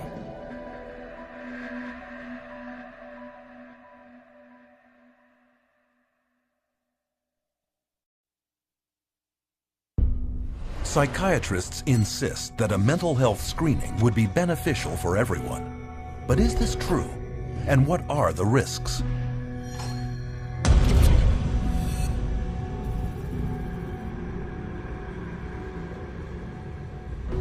In 2003, a presidential advisory group known as the New Freedom Commission on Mental Health issued a comprehensive program that laid out its strategy for screening major segments of American society for signs of mental illness. Some of their goals included programs creating early detection of mental illness, enlarging the role of schools in diagnosing and treating mental problems, and expanding the use of mental health screening beyond the psychiatrist's couch and into the offices of primary care physicians. It's going to screen the population for mental health, the whole population. They're going to do it by stages, starting with school children, of course. So far, mandatory mental health screening is not yet a reality, except for a few small segments of society. One of them consists of the most powerless and disenfranchised of them all, foster children. A child goes into foster care. They label the child with some kind of a psychological problem. The child is immediately sent to therapy. Well, the therapist will say, well, I believe the child needs to be on something. So they recommend that the child see a psychiatrist to have the drug administered. Out of the 60, 65 families that I see, easily 90% of the kids they have the mental health diagnosis to begin with. If they get it from a psychiatrist, it almost always comes with meds. And I think that we see identified as at-risk kids in the community, and we see some of the most intense situations, and a lot of them are on 4 or 5 different meds. I've seen children that the day they're taken out of their parents' custody and placed into state custody actually seem happy, healthy, vibrant, energetic. And then, 2 months later, after they've begun taking these medications, they are very slow. They are zombie-like, is the best way to describe it. Today, all children entering Texas's foster care system receive mental health screening. The result? 60% of the state's foster child population is diagnosed and put on at least one psychotropic drug, including some children as young as 3 years old. And it is worse in other states. In Massachusetts, for example, 2/3 of children in state care are being treated for mental illness. Nationally, foster children are being drugged at over triple the rate of children in the general population, such as in the case of 7-year-old foster child Gabriel Myers, on 2 powerful psychotropic drugs, one carrying an FDA warning for causing suicidal thoughts in children when he hanged himself with a shower hose. Another market segment is active duty soldiers, who are routinely screened at military clinics, labeled with a mental disorder, and given powerful and potentially violence-inducing drugs. Iraq wasn't like Vietnam. There weren't illegal drugs everywhere. But there were drugs everywhere because, every guy on post, they knew all they needed to do was go down and see the combat stress unit, the shrink, and he was the drug dealer on post for us. Almost everybody that saw the body or experienced the event were put on some sort of psychotropic medication. Some bases where my friends were at, my fellow veterans were at, everyone, the whole platoon was on drugs. I would say about 75% of active duty military is addicted to some type of psychotropic drug. You can walk around a military barracks and you ask someone for some Prozac, and somebody's got some Prozac or some Xanax or some Zoloft. I've got friends who were in the Army with me who are now dependent on Zoloft and psychotropic drugs just because they got used to it in Iraq and they didn't ever want to get off it, and now they're dependent on it and addicted to it. We have huge numbers of military people on antidepressants, and instead of the suicide rate going down, which you'd expect if the drugs were effective, the suicide rate is going up. This last January, we had more soldiers commit suicide than we had die in combat. And what's not being brought out much yet is the fact that the large majority of these soldiers were on these drugs. We're drugging the military at a rate we've never, ever seen before. And this is just the beginning. Military mental health screening programs are planned for 43 clinics in 15 bases throughout the United States, Germany, and Italy. Studies reveal that as many as 12% of those serving in Iraq and 17% in Afghanistan are on some type of antidepressant or sleeping pill. A total of 20,000 service members. But this number pales in comparison to the number of pregnant or postnatal women that could be drugged should mandatory psychiatric screening laws for them come to pass. And when a woman is pregnant, right during the pregnancy, specifically right afterwards, her hormones are changing and sometimes raging. And to screen them and call it mental illness, if they have any type of emotional issues in any way, shape, or form, is utterly ludicrous. Even without laws mandating it, expectant mothers may be screened for mental illness and not even know it. Here are some women interviewed coming out of their doctor's offices. Have you ever been screened for mental illness? I have not been screened for mental illness. No, I've never been screened for any mental illness. I don't remember any pre-screening. I have not been. No. No? Have you ever been screened for any mental illness? No, I have not been screened for any mental illness. Did your OB/GYN or gynecologist have you fill out a questionnaire that contains psychological questions? Yes, my OBGYN did give me a questionnaire that has psychological questions.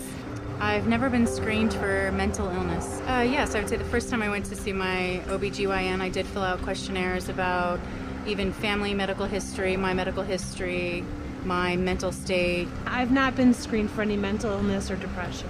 I took a questionnaire at my 6-week checkup, and it basically asked me about if I was crying, if I felt depressed. Yeah, it was a questionnaire about depression. If you're depressed, or if you had any history of depression. Are you happy with your normal day?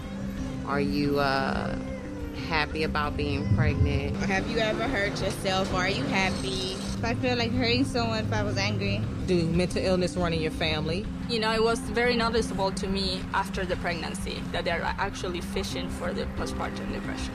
When I was pregnant with my daughter, before I had her, I had to take postpartum depression medicine from my 7th month on to my 9th month.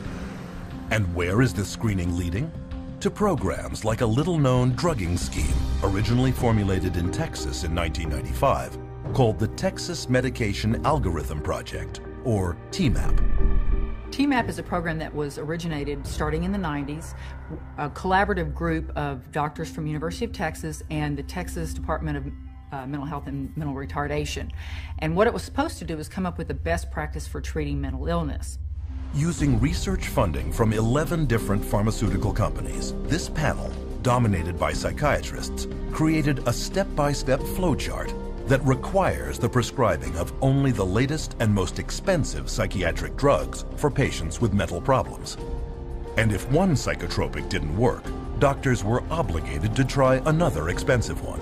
And if none worked, the next step would be electric shock treatment. But those running TMAP were hiding a major conflict of interest. They didn't disclose that the researchers that were all involved in creating this, almost every single one of them had financial relationships with the pharmaceutical companies. But Texas isn't the only state with problems of corruption. Alan Jones was an investigator in the office of the Pennsylvania Inspector General. I learned that these monies were all coming in to the state to support and to promote a program called TMAP, the Texas Medication Algorithm Project. And so my concern was piqued very quickly that there was at least one state official who might be inappropriately receiving and dispersing monies from drug companies. They called it PenMap, but it was based entirely on the TMAP model. Also very quickly, I learned that there were other state employees who were serving on advisory boards financed through various pharmaceutical companies, and other state employees who were accepting honorariums personally, directly, from drug companies for speaking in their state capacities or official capacities. That's a felony in Pennsylvania. I saw there was a much bigger picture and attempted to surface that bigger picture and was consistently told to back off. I was told that drug companies write checks to politicians on both sides of the aisle. Back off. You will not expand this investigation into the drug companies. Continue to press the investigation, much of it on my own time at this point. I became increasingly alarmed that all of the drugs recommended by the TMAP program were exclusively the new patented atypical antipsychotics for schizophrenia and all of the brand new patented SSRI antidepressants. None of it added up. When it became obvious to me that my investigation was not going to be permitted to continue, and it became obvious to the Inspector General's office that I was not going to stop, I was removed from lead investigator on the case. They threatened me with loss of career, with loss of job, with loss of reputation, essentially. Despite the investigation resulting in the conviction of Pennsylvania's chief pharmacist, TMAP and offshoots like PenMap spread throughout the country, generating billions of dollars in drug sales. But the psychiatric gravy train comes at great public cost. In 2001, TMAP and its children's equivalent CMAP bankrupted the Texas Medicaid program and the state's mental health and prison systems.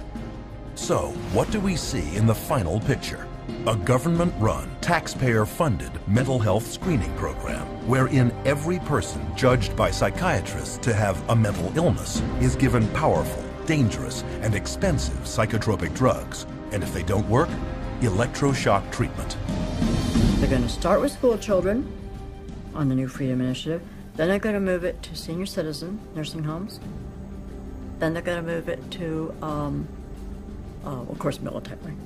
And then parents. By the time you're 18, you've been screened in utero when you were an infant. You were screened as an infant when you first came out. You were screened in your daycare. You were screened then at school. You were screened at the pediatrician's office. You're screened in high school. You're screened over and over again. And to sit there and pass laws requiring that people be screened and drugged based on screening under state law or federal law is really, it's criminal. It should not be done. They're marketing this madness all over this country, and we are actually becoming an example for the rest of the world. So we're, again, the poster child, if you will, and so the rest of the world is spending more and more on drugs. I don't know that there was ever a time in the history of the world where people have been drugged to the extent of what we're seeing today. The reality is, if you look at the overall picture, I don't see these drugs helping us make a better society. We see it in the military, we see it in our children, we see it in the schools. These drugs are not working to make a better society.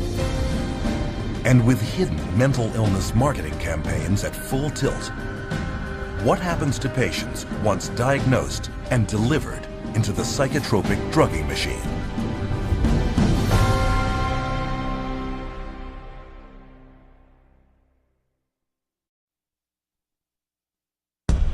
If drugs are being sold as safe and effective by psychiatrists and drug companies, why is it that we are seeing an alarming increase in consumer-reported adverse side effects? What are psychiatrists not telling us?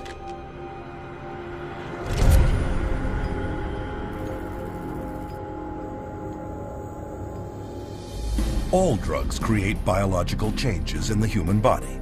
In mainstream medicine, those changes that are intended are called main effects. Those that aren't are called side effects. No drug is without effects, side or otherwise. But with psychiatric drugs targeting delicate brain processes, all effects, even main effects, can be hazardous, unpredictable, and sometimes irreversible. All these medications that are apparently supposed to act as a magic pill, they're finding all of them have side effects that, could put the patient in harm's way just as well as it could help them. So, just what are these drugs doing, and how do they work? To find out, you should be able to locate much of this information in the drug's package insert, or PI. Contained in this insert is the mechanism of action, the drug maker's explanation for how the drug works on the body. Take, for example, antibiotics, drugs used for over 50 years as a cure for infectious diseases such as tetanus, tuberculosis, and strep throat. Its mechanism of action is well known. Antibiotics prevent the cellular activity of bacteria, thus inhibiting its growth or killing it altogether. But with psychotropics, drug makers say on their own package insert that their mechanism of action is unknown. Most of the medications that are given to clients, whether they're SSRI medications or they're antipsychotics, a lot of the pharmacology of these medications, they don't even know how they work in the first place. But it has been noted that there is one primary side effect of psychotropics that is common to all. Most medication and psychotropic medication, I've noticed, tends to flatten things, so that while you're decreasing the depression, you're also decreasing the joy. And so you're minimizing what it means to be human in the service of avoiding dealing with a problem. They can't connect to the world around them. They feel like there's no feeling, which is, you should have some feeling there. All that's doing is really numbing them down, and they're not doing the work that they need to do to resolve that issue that's going on somewhere internally. But the numbing of emotions is not the only way psychotropic drugs affect the user. Each of the 5 main classes of psychotropics has side effects of its own. Typical antipsychotics such as thorazine are powerful chemicals originally designed to shut down the central nervous systems of mental hospital inmates. They are now mainly used on people with serious mental problems, and they can cause feelings of helplessness, deterioration of the mind, neurological damage, dementia, trembling, twitching, and damage to internal organs, to name a few. Anti-anxiety drugs such as Valium and Xanax are prescribed for nervousness, anxiety, and panic disorders. They can cause patients dissociation, cognitive impairment, increased aggression, fatigue, hallucination, and acute amnesia. They've got foggy thinking, they're bloated, they have weight gain, they're now diabetic. It's one symptom after another, all caused from the drugs that they're taking, and they don't realize it. Stimulant drugs like Ritalin, Adderall, and Concerta are mainly used for people with so-called attention problems, such as attention deficit hyperactivity disorder. These drugs are very addictive and can result in stunted growth, weight loss, manic behavior, heart palpitations, neurological tics, cardiac arrhythmia, gross brain shrinkage and malfunction, anxiety, insomnia, violent behavior, and even sudden death. Ritalin, a stimulant commonly prescribed to children, acts on the body in a very similar way to cocaine, but is far more potent.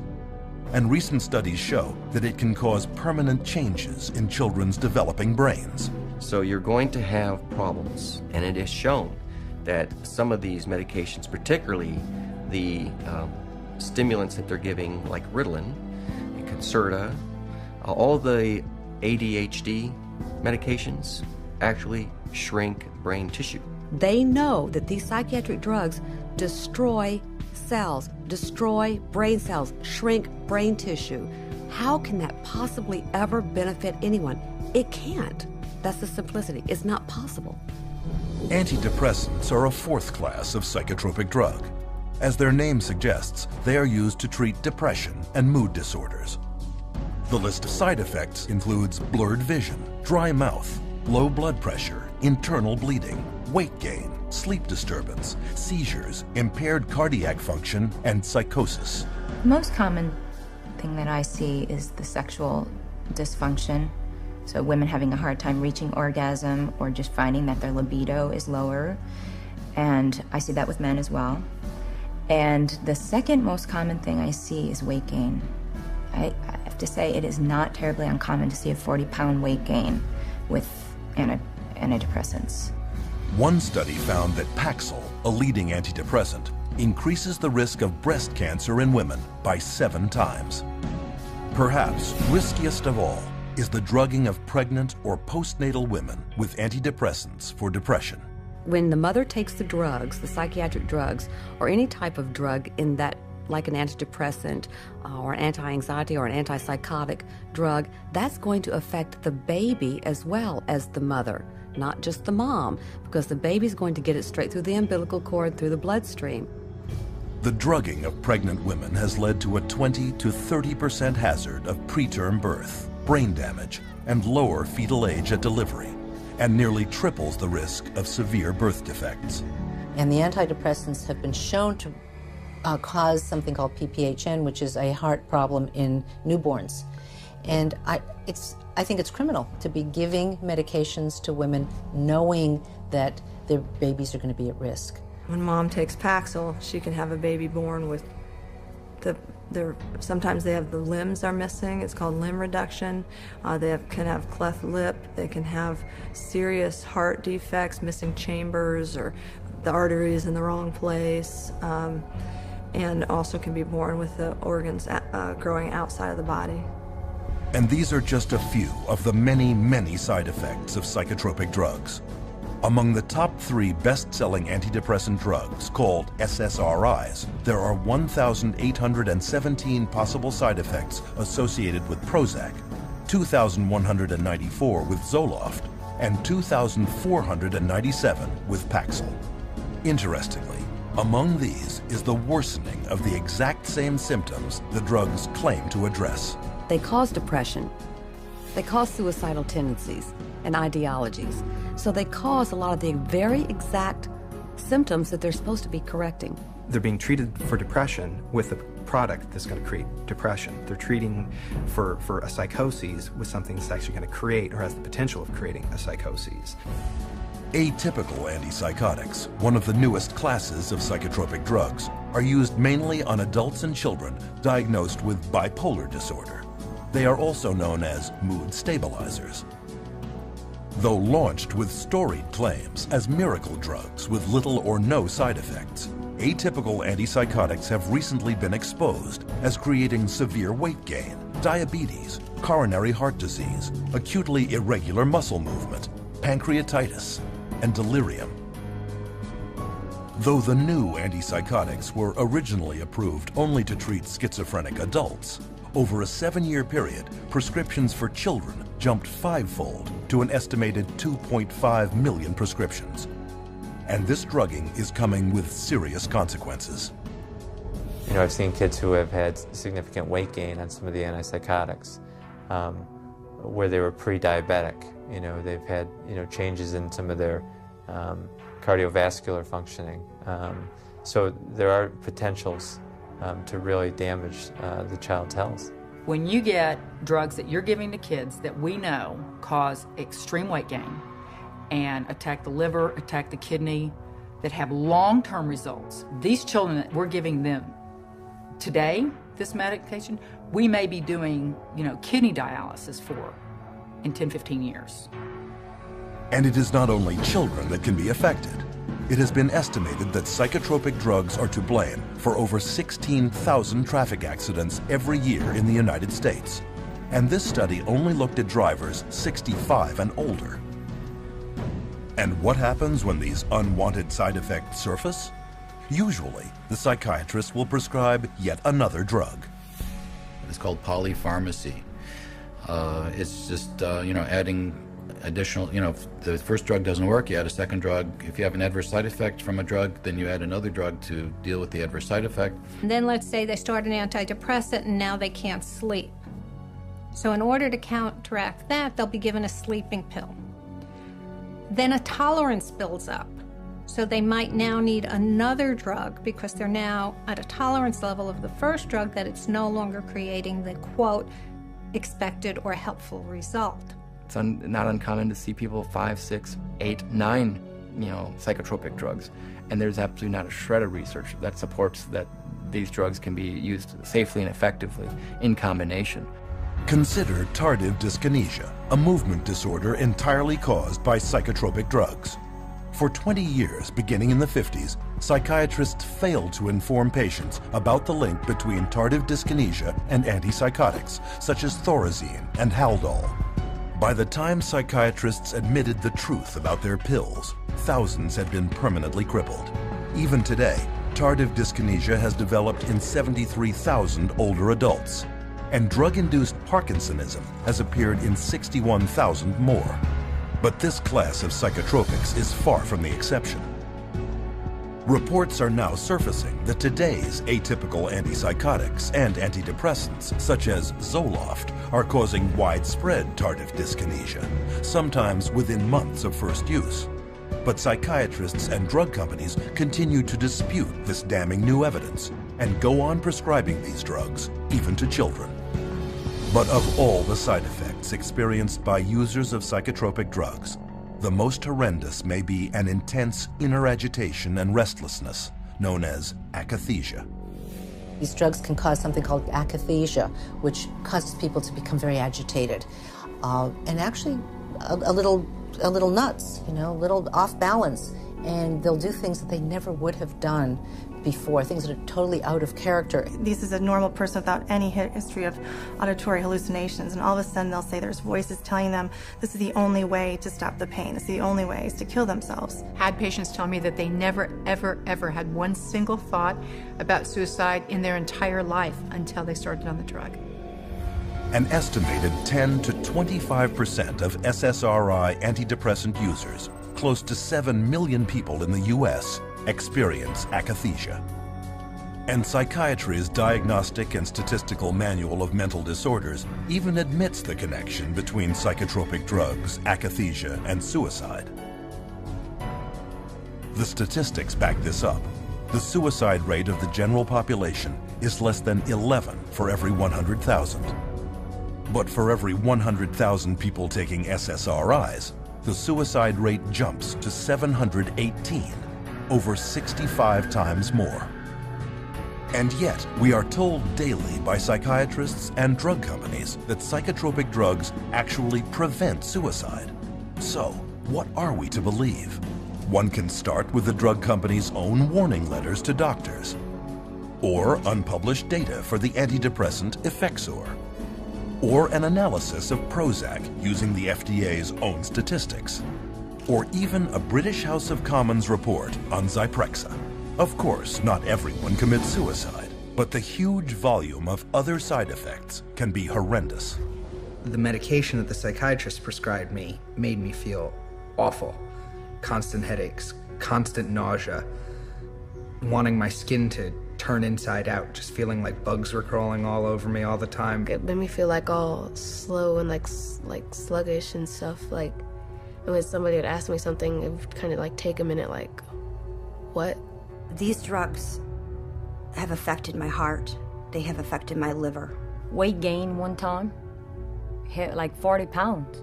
These thoughts come over me like I wanted to kill I wanted to really hurt somebody. It just sucks all the life out of you. So you're like a body, like a machine. I didn't want to live. I didn't have the desire to live. I felt miserable. You just can't live, you know, you'd just rather die. Because there's no living when you're hallucinating every day. I actually tried to commit suicide with my psych meds. At some point when you realize that you are really just existing, you're not living, at some point you realize you need to take the risk to get off. But what about those who say psychotropic drugs really did make them feel better? That for them, these are life-saving medications whose benefits exceed their risks. Are psychotropics actually safe and effective for them? So what ends up happening is that someone feels good for a while, and then very often they have to have their dose increased, and then they feel good for a while, and then they might have to have it increased again, or maybe they'll switch agents. So it's that kind of a story if you're not actually getting to the root of what's going on. I think the research is pretty clear that then often starts to change, and you start to have a supersensitivity to being depressed, in which case then they become more depressed, and then they're chronically depressed. And there is ample evidence that if the short-term side effects of psychotropics don't get you, the long-term effects will. Psychiatric drugs are toxic to the body. They do build up in the body and add to the body's reserve and reservoir of toxins that will suppress the immune system, and the body will try and fight them as foreign objects. If they're on these medications for years and years and years, I mean, one of the things that we know about adults and some of the, for bipolar and schizophrenia is that they're dying at younger ages, and these are adults. So if we're starting this medication approach with young kids, what is their life expectancy going to be? No one's really examined it or is looking at the big picture, which is what's it really do to a society with a proliferation of mood-altering, emotion-altering, or blunting in a society at large. And I think we're going to really see a huge increase in violence and suicide and a lot of bizarre behaviors that we haven't seen, because for a very short period of time, only in the last 60 years, have we really started medicating, intoxicating our brain with these incredibly toxic substances. The very real probability of significant long and short-term side effects should give anyone considering taking psychotropic drugs great pause. But what about those already taking them, who, no matter how hard they try, cannot get off?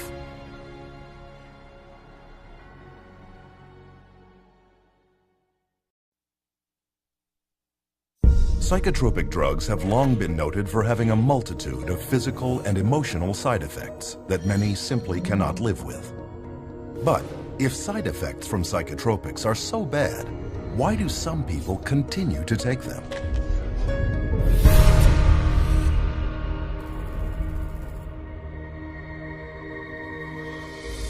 Psychiatrists, drug companies, and even government agencies are entrusted with the safety of the drugs they put on the marketplace.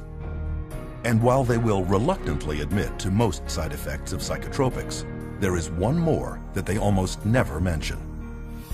Every single one of these drugs are addictive, psychologically and or physically addictive. They change your body's makeup, you change your body how it reacts to things. And so even though people, their psychological state, they may be over their depression, they physically will need that drug still. And so that becomes the complication of getting them off. I have people come to me on a weekend, they run out of refills, and they say to me, if I don't take this drug, I'm gonna get sick. If I don't take this drug, I'm gonna get sick. We don't talk about psychologically, we don't talk about depression, we don't talk about anxiety. I am going to get sick if I don't take this drug this weekend. It has nothing to do with psychology. But listen to what some psychiatrists questioned at a recent APA conference had to say about addiction.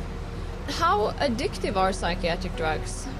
They aren't. Only benzodiazepines. They're not addictive at all. Antidepressants are not generally considered addictive. SSRIs are not addictive. Antipsychotics, they don't cause addiction. Major tranquilizers are all safe as far as addiction is concerned. The drugs that most of us are using in neuropsychiatry are not addictive at all. So who's right? To find out, we need look no further than former patients with first-hand experience. The psychologists and psychiatrists, I went to both. They never told me that they would be addictive, they would cause me to have these thoughts. For sure, the psychiatric drugs I was on was addicting. Within six months to 9 months, I was hooked. Boy, Xanax had a hold of me. I mean, I was going through a bottle of pills every 3 or 4 days. I lost my job over it. Over a prescription drug that's not supposed to be addictive, I lost my job. The reality is that it is addicting. It will wreck a person's life. This conflict on addiction all comes down to a definition of words. Most people think of addiction as an uncontrollable psychological or physical need for a certain substance. But not psychiatrists. They define addiction as the craving of a higher and higher dose of the same drug, while the uncontrollable need to keep taking a drug is categorized only as dependence. This is why psychiatrists will not admit that their drugs are addictive. In their definition, a very small percentage of people become addicted. The reality is a large percentage of people can't get off these drugs, and they call that dependence. It's all a matter of how they term it. And when you look at addiction, it could be that their tolerance increases and their needs and wants to use the medications increase, or it could be they simply, once they start on the medication, they're not able to come off of it without help. They try to, and as soon as they try to come off the medications, they start to have symptoms that are unwanted and obviously keep them wanting to take the medications again. When you explain to them how addictive it is, they are surprised because they're like, well, it's a prescription. So I do believe that a lot of people don't really know how harmful these meds are. They don't view them as dangerous as some of the street drugs. But many psychotropics have become street drugs, especially the class of drugs given to children diagnosed as having inattention or hyperactivity. Stimulants such as Ritalin, Adderall, and Concerta are so habit-forming that they are listed by the U.S. Drug Enforcement Administration as Schedule II drugs, highly addictive substances on the same list as morphine and cocaine. Biochemistry and pharmacology of Ritalin is exactly the same as that of cocaine, except for the speed of onset. The similarity between Ritalin and cocaine becomes obvious when considering the major problem of stimulant abuse in our schools, where tablets of Ritalin and its chemical cousin Adderall are taken recreationally by kids in schoolyards. Some of my friends took Ritalin and Adderall just to get high, that I've known throughout the years. Kids will chop that stuff up with a razor blade. It's pure, man. Pure drug, you know? That's why kids like it. They'd chop it up with a razor blade and snort it. My cousin Sammy had this Ritalin, and we would eat it, and we'd be able to stay up all night and play video games. It was pupils would dilate. It was just outrageous. Matter of fact, in 8th grade, I got kicked out of school 3 days before it let out for selling Ritalin and actually snorting lines in the back of the classroom. So yes, sir, it definitely caused me some problems there, and I definitely had people buying them from me. Yes. This is no small problem. In 2006, researchers discovered that more than 7 million Americans had misused stimulants, with 75,000 American teenagers and young adults becoming addicted every year. Beyond just addicting its users, stimulants are also well known as gateway drugs that lead to further addiction to such street drugs as cocaine, heroin, and methamphetamine. When you provide drugs in a manner in which most of our children are being provided drugs at an early age in life, only prepares that child to be on more drugs as they get older. And yet in several recent publications, psychiatrists actually encourage children labeled ADHD to take stimulants to reduce future dependencies on cocaine and other street drugs. But evidence shows that not only is this theory unfounded, but the reverse is true. When I've spoken to people who are methamphetamine addicts, they said that the drug that they started taking almost consistently was Ritalin. The longer a child is on Ritalin, the more the likelihood that they may become addicted, whether it's Ritalin or Concerta or Adderall, okay, or a number of other drugs. Stimulants aren't the only psychotropic drugs carrying a high potential for addiction. Benzodiazepines, for example, are tranquilizers that can become addictive within 14 days. Take, for example, the benzodiazepine Xanax, which after only 5 years on the market was producing 1.5 million addicts every year. And getting off can be very difficult. Symptoms of Xanax withdrawal include shakiness, loss of appetite, muscle cramps, memory and concentration problems, insomnia, agitation, panic, and anxiety. Some of the psych medicines, particularly the benzodiazepines, are some of the most addictive drugs there are in terms of the persistent withdrawal anxiety that these drugs cause. I have been in the position of having to withdraw a number of people from benzodiazepines that I didn't put on them, obviously. And it's difficult. It's really difficult. Prescription benzodiazepines, I think, are much more dangerous and much harder to come off of for the patient than the street drugs are. But survivors will tell you that benzodiazepines are not the only class of psychotropic drug that is extremely hard to withdraw from. I had about a 10-year time frame in my life where I abused both street drugs and prescription drugs. And the drugs that were the hardest to come off of, in my opinion, were the psychiatric medications. And I mean worse to come off of than a drug like heroin. Withdrawal symptoms from the psychiatric drugs just made my mind go crazy. I couldn't think. I couldn't form coherent thoughts whatsoever. I was racing. I had highs and lows, ups and downs, hot and cold sweats. I went through seizures. I was sweating with night sweats so bad I was wetting my bed just for sweat. I had tremors really bad. I mean, I joked that I looked like I had the end stages of Parkinson's disease, but you couldn't even hold me still when I was going through withdrawals. My legs would shake. I couldn't sleep. No one in the world should have to go through what I went through, in my opinion, and I wouldn't wish it on my worst enemy. Even newborns born to women taking psychotropics while pregnant can undergo withdrawal. These infants could experience irritability, hyperactivity, abnormal sleep patterns, vomiting, diarrhea, and failure to gain weight. But it is the amplification of certain side effects caused by withdrawal from psychotropics that can have a disastrous effect on the individual. Now the person stops taking the drug, and the effects of the withdrawal or the effects of stop taking the drug are increased and amplified symptoms like the depression or suicide ideas, or etc. They have tremendous mood swings. They invariably get violent. And they cannot control their emotions. You're very depressed, you're suicidal, you're hallucinating, you're psychotic, you're crazy, you're manic when you stop taking your medication.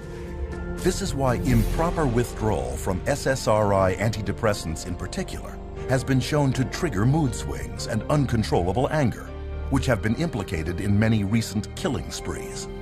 In May 1998, for example, 15-year-old Kip Kinkle had just stopped taking Prozac when he shot and killed both his parents, then went on a shooting rampage at his Oregon high school, where he murdered 2 more and wounded 25.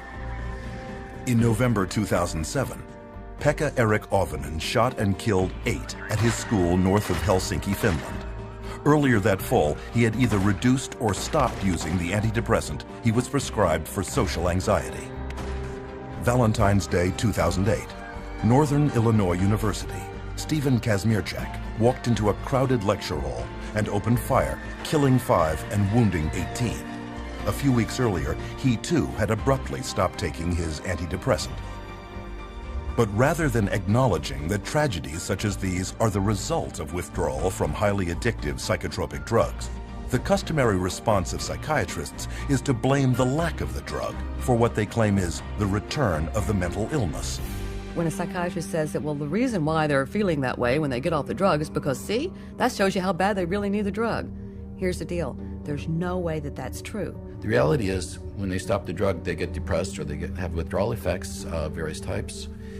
And the reason they're having those effects is because it's a withdrawal effect from the drug. All you need to do is you need to sit down and listen to anyone who's been on these medications and wants to come off them. And you listen to their story, and you listen to what they're going through, why they want to come off them.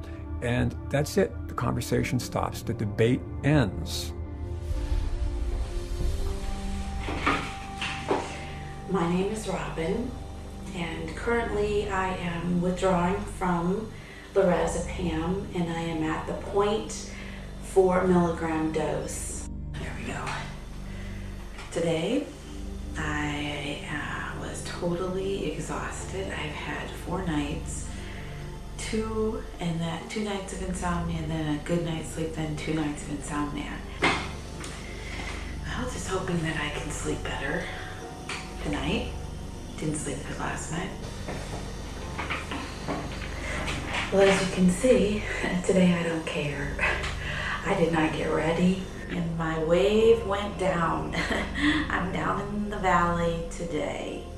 One of the side effects or withdrawal symptoms for lorazepam can be night sweats or hot flashes, a little lightheaded and kind of dizzy, anxiety, sore throat, weepy, very, very tired, grouchy, just overwhelmed, distraught, distressed. I began to experience suicidal thoughts.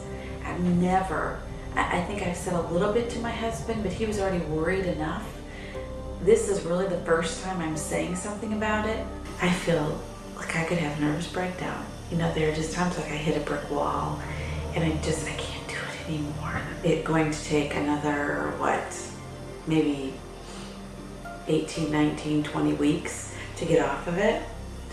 And that is very overwhelming to me. I'm weary today. And this is how I used to be for many weeks with lorazepam. And that's the hardest thing, is you are trapped into living it out the way you have to live it out in order to be safe. So that's frustrating. I just want my life back. And that's where I am today.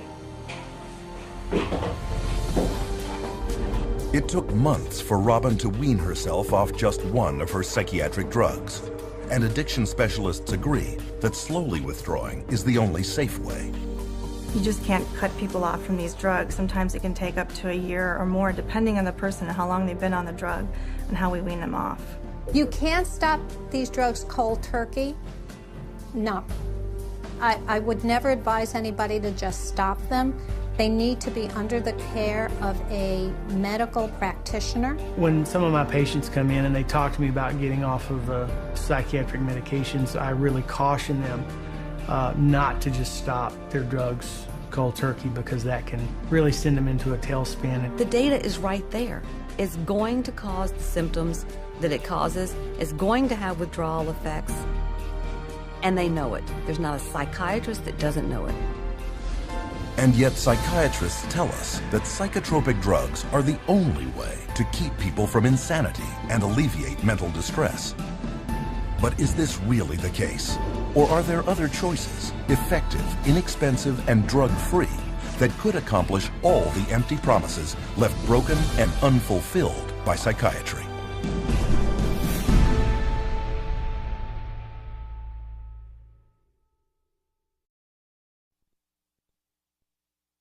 After all that we have seen, should we believe psychiatrists when they claim that just around the corner is their next new breakthrough? And if psychiatry isn't working, where do we go from here?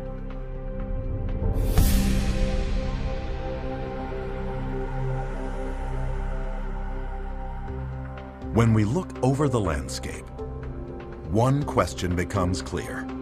How can anyone trust psychiatrists with their mental health? Even psychiatrists interviewed at a recent convention of the American Psychiatric Association readily admit they have no answers. What is the answer to mental illness? That's too broad of a question to answer. What's the answer to mental illness? I don't think there are any answers to mental illness. You still need a better answer than the one we have now for mental illness? I can't even understand the question, I guess. There's no real answer. You can't, these are like chronic problems. You can't just cure somebody. Since psychiatry has no answers, how do we care for those with very real and severe psychological problems? There are, in fact, many, many answers, but you will never hear about them from psychiatrists who prescribe psychotropic drugs. One solution was the Soteria Project, formed in 1971 by Dr. Lauren Mosher, then head schizophrenia researcher at the National Institute of Mental Health. Lauren Mosher developed this program, through NIMH to look at this because they were starting to have in the research a debate about whether the medications were actually being helpful or whether they were actually causing some problems. They would create a community-based center where people diagnosed with schizophrenia could go. It was going to be non-drug oriented because he didn't believe that psychiatric drugs were the answer to schizophrenia. It provided a place to where there could be people there who would be supportive and be there during the time they have a crisis. Instead of medicating them, be there with them and help them through it. And the results were staggering.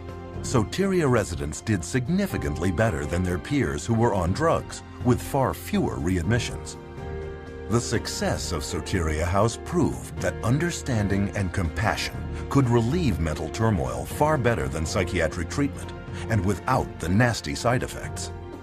But despite this, Dr. Mosher's breakthrough would soon be utterly rejected by a psychiatric community dependent on psychotropic drugs and pharmaceutical money. In Dr. Mosher's 1998 resignation letter to the American Psychiatric Association, he wrote, "Psychiatry has been almost completely bought out by the drug companies. We condone and promote the widespread use and misuse of toxic chemicals that we know have serious long-term effects. Is psychiatry a hoax as practiced today? Unfortunately, the answer is mostly yes." When people ask me about why aren't there more places to get this type of treatment and why is biopsychiatry kind of taken over, if they were effective, why did they go away? And I really think that it goes back to the question of money. Between political pressure exerted by the psychiatric establishment and a lack of funding, refuges like Soteria are few and far between. But they can be found, and the truly troubled can and do recover. But what about common, everyday mental or emotional distresses, such as depression or mood swings? Without using psychiatry, how can we treat those? It's easier than one might think, since there is ample evidence that well over half of all psychiatric problems are actually caused by an underlying, undetected physical condition. I would say nearly 100% of the time when someone comes in wishing to get off of an antidepressant, I find some underlying issues that weren't addressed originally that may have contributed or else caused their mood disorder. And you start to look at all the different factors in their life, a lot of times you can find that there's multiple different reasons that someone's not feeling well. Viruses can cause depression. Digestive issues can cause depression and anxiety. Iron deficiency is very connected to depression. One of the effects of pesticide poisoning is depression. Little children, if they get a streptococcal infection, can become obsessive and compulsive. I've seen people with bipolar disorder, manic depression, who have food allergies. Pretty much any kind of psychiatric problem can be associated with a low thyroid state. A ton of difficulties that a person has that can manifest itself as a supposed mental illness, but you fix the hormone, you fix the gland, you fix the nutrition. Miraculously, you can also fix the quote-unquote mental illness. Why a psychiatrist cannot get to the root of a person's problem, that's the million-dollar question. I have absolutely no idea. They could. They learn it in school. They could just as easily run a blood test as I could run a blood test. They could run all the diagnostic tests I can. They study anatomy, physiology, pathophysiology. They just choose on their own to treat symptoms. What about others whose psychological problem is not due to an underlying physical problem? Divorcing parents, a change in babysitters, moving in the middle of a school year. Those can cause disruptions in the normal flow of sitting in a class and paying attention. Good things are seen as stressful as bad things. Buying a house can be as stressful as losing a house. Getting married can be as stressful as getting divorced. But it may be some situational anxiety, situational depression that would have resolved on its own years ago. And the patient's been on medicine for years. Well, it is ridiculous to think that normal depression or grief from normal life circumstances should be treated with medication. We didn't think this way before we had them because people just took it for granted that life was difficult at times. It was stressful, painful, and, difficult emotions, be they anger, pain, sadness, grief. All these things are normal reactions, and to cover that up with medication is really to turn your back on what makes us human beings, which is our emotions. Of course, serious mental problems do at times require the assistance of others. But because of the massive money power of pharmaceutical companies that keeps paid psychiatrists propped up in positions of influence over the public, the media, and the rest of the medical field, the only treatment you will ever hear of is psychotropic drugs. But there is one thing the consumer can do: insist on full and accurate informed consent. Informed consent boils down to the patient must be told about their diagnosis and what the risks and benefits and alternatives are to the treatment. Risks and benefits and alternatives to the treatment, risks, benefits, and alternatives to not treatment. So what are the key points of informed consent when it comes to psychotropic drugs? 1. Psychiatric disorders are not actual diseases requiring medical treatment. 2. There is no scientific proof that psychiatric drugs resolve or cure any mental problems. 3. Psychiatric drugs mask symptoms and come with severe short and long-term side effects. 4. Psychiatric drugs can cause dependency and addiction. 5. Most mental problems are caused by an underlying physical illness. 6. No matter how severe the emotional or psychological distress, there are many effective options that do not involve psychiatric drugs. Unfortunately, these points are rarely told to patients. I have over 2,000 clients, and I can honestly say 100% of them that have come to me, it has either been suggested that they take psychiatric drugs or they actually have taken them. And probably 70 to 80% have actually fallen into the trap and taken the psychiatric drugs because they didn't know what else to do. 50% of patients who are not treated for depression come out of it on their own without any therapy. Okay, that's never on an informed consent, but it is a fact. So, there's never a full informed consent. But the truth is coming out. 14 U.S. state laws now severely restrict the psychiatric labeling and drugging of children. And a 2004 federal law prohibits school personnel from forcing parents to medicate their sons or daughters with psychotropics. Meanwhile, the U.S. Food and Drug Administration has slapped their black box warning label on antidepressants for suicide in children and teenagers, and another warning on stimulants for heart attack, stroke, and sudden death in people of all ages. On another front, psychiatric survivors are now successfully pursuing legal remedies for the crippling effects of psychotropic drugs. Since 2005, there have been 50,000 individual product liability and personal injury lawsuits filed against drug companies for damage caused by psychotropic drugs, an average of 34 suits a day. Eli Lilly, accused of illegally marketing its antipsychotic Zyprexa, has paid out more than $2.5 billion in settlements to 34 states and 31,000 plaintiffs. In 2009, drug maker Pfizer agreed to forfeit over $2.3 billion, in part for colluding with a psychiatric front group to illegally market its antipsychotic, Geodon.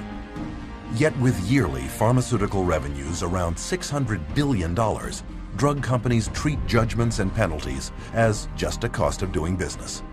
In fact, billions have been set aside in advance for just that purpose.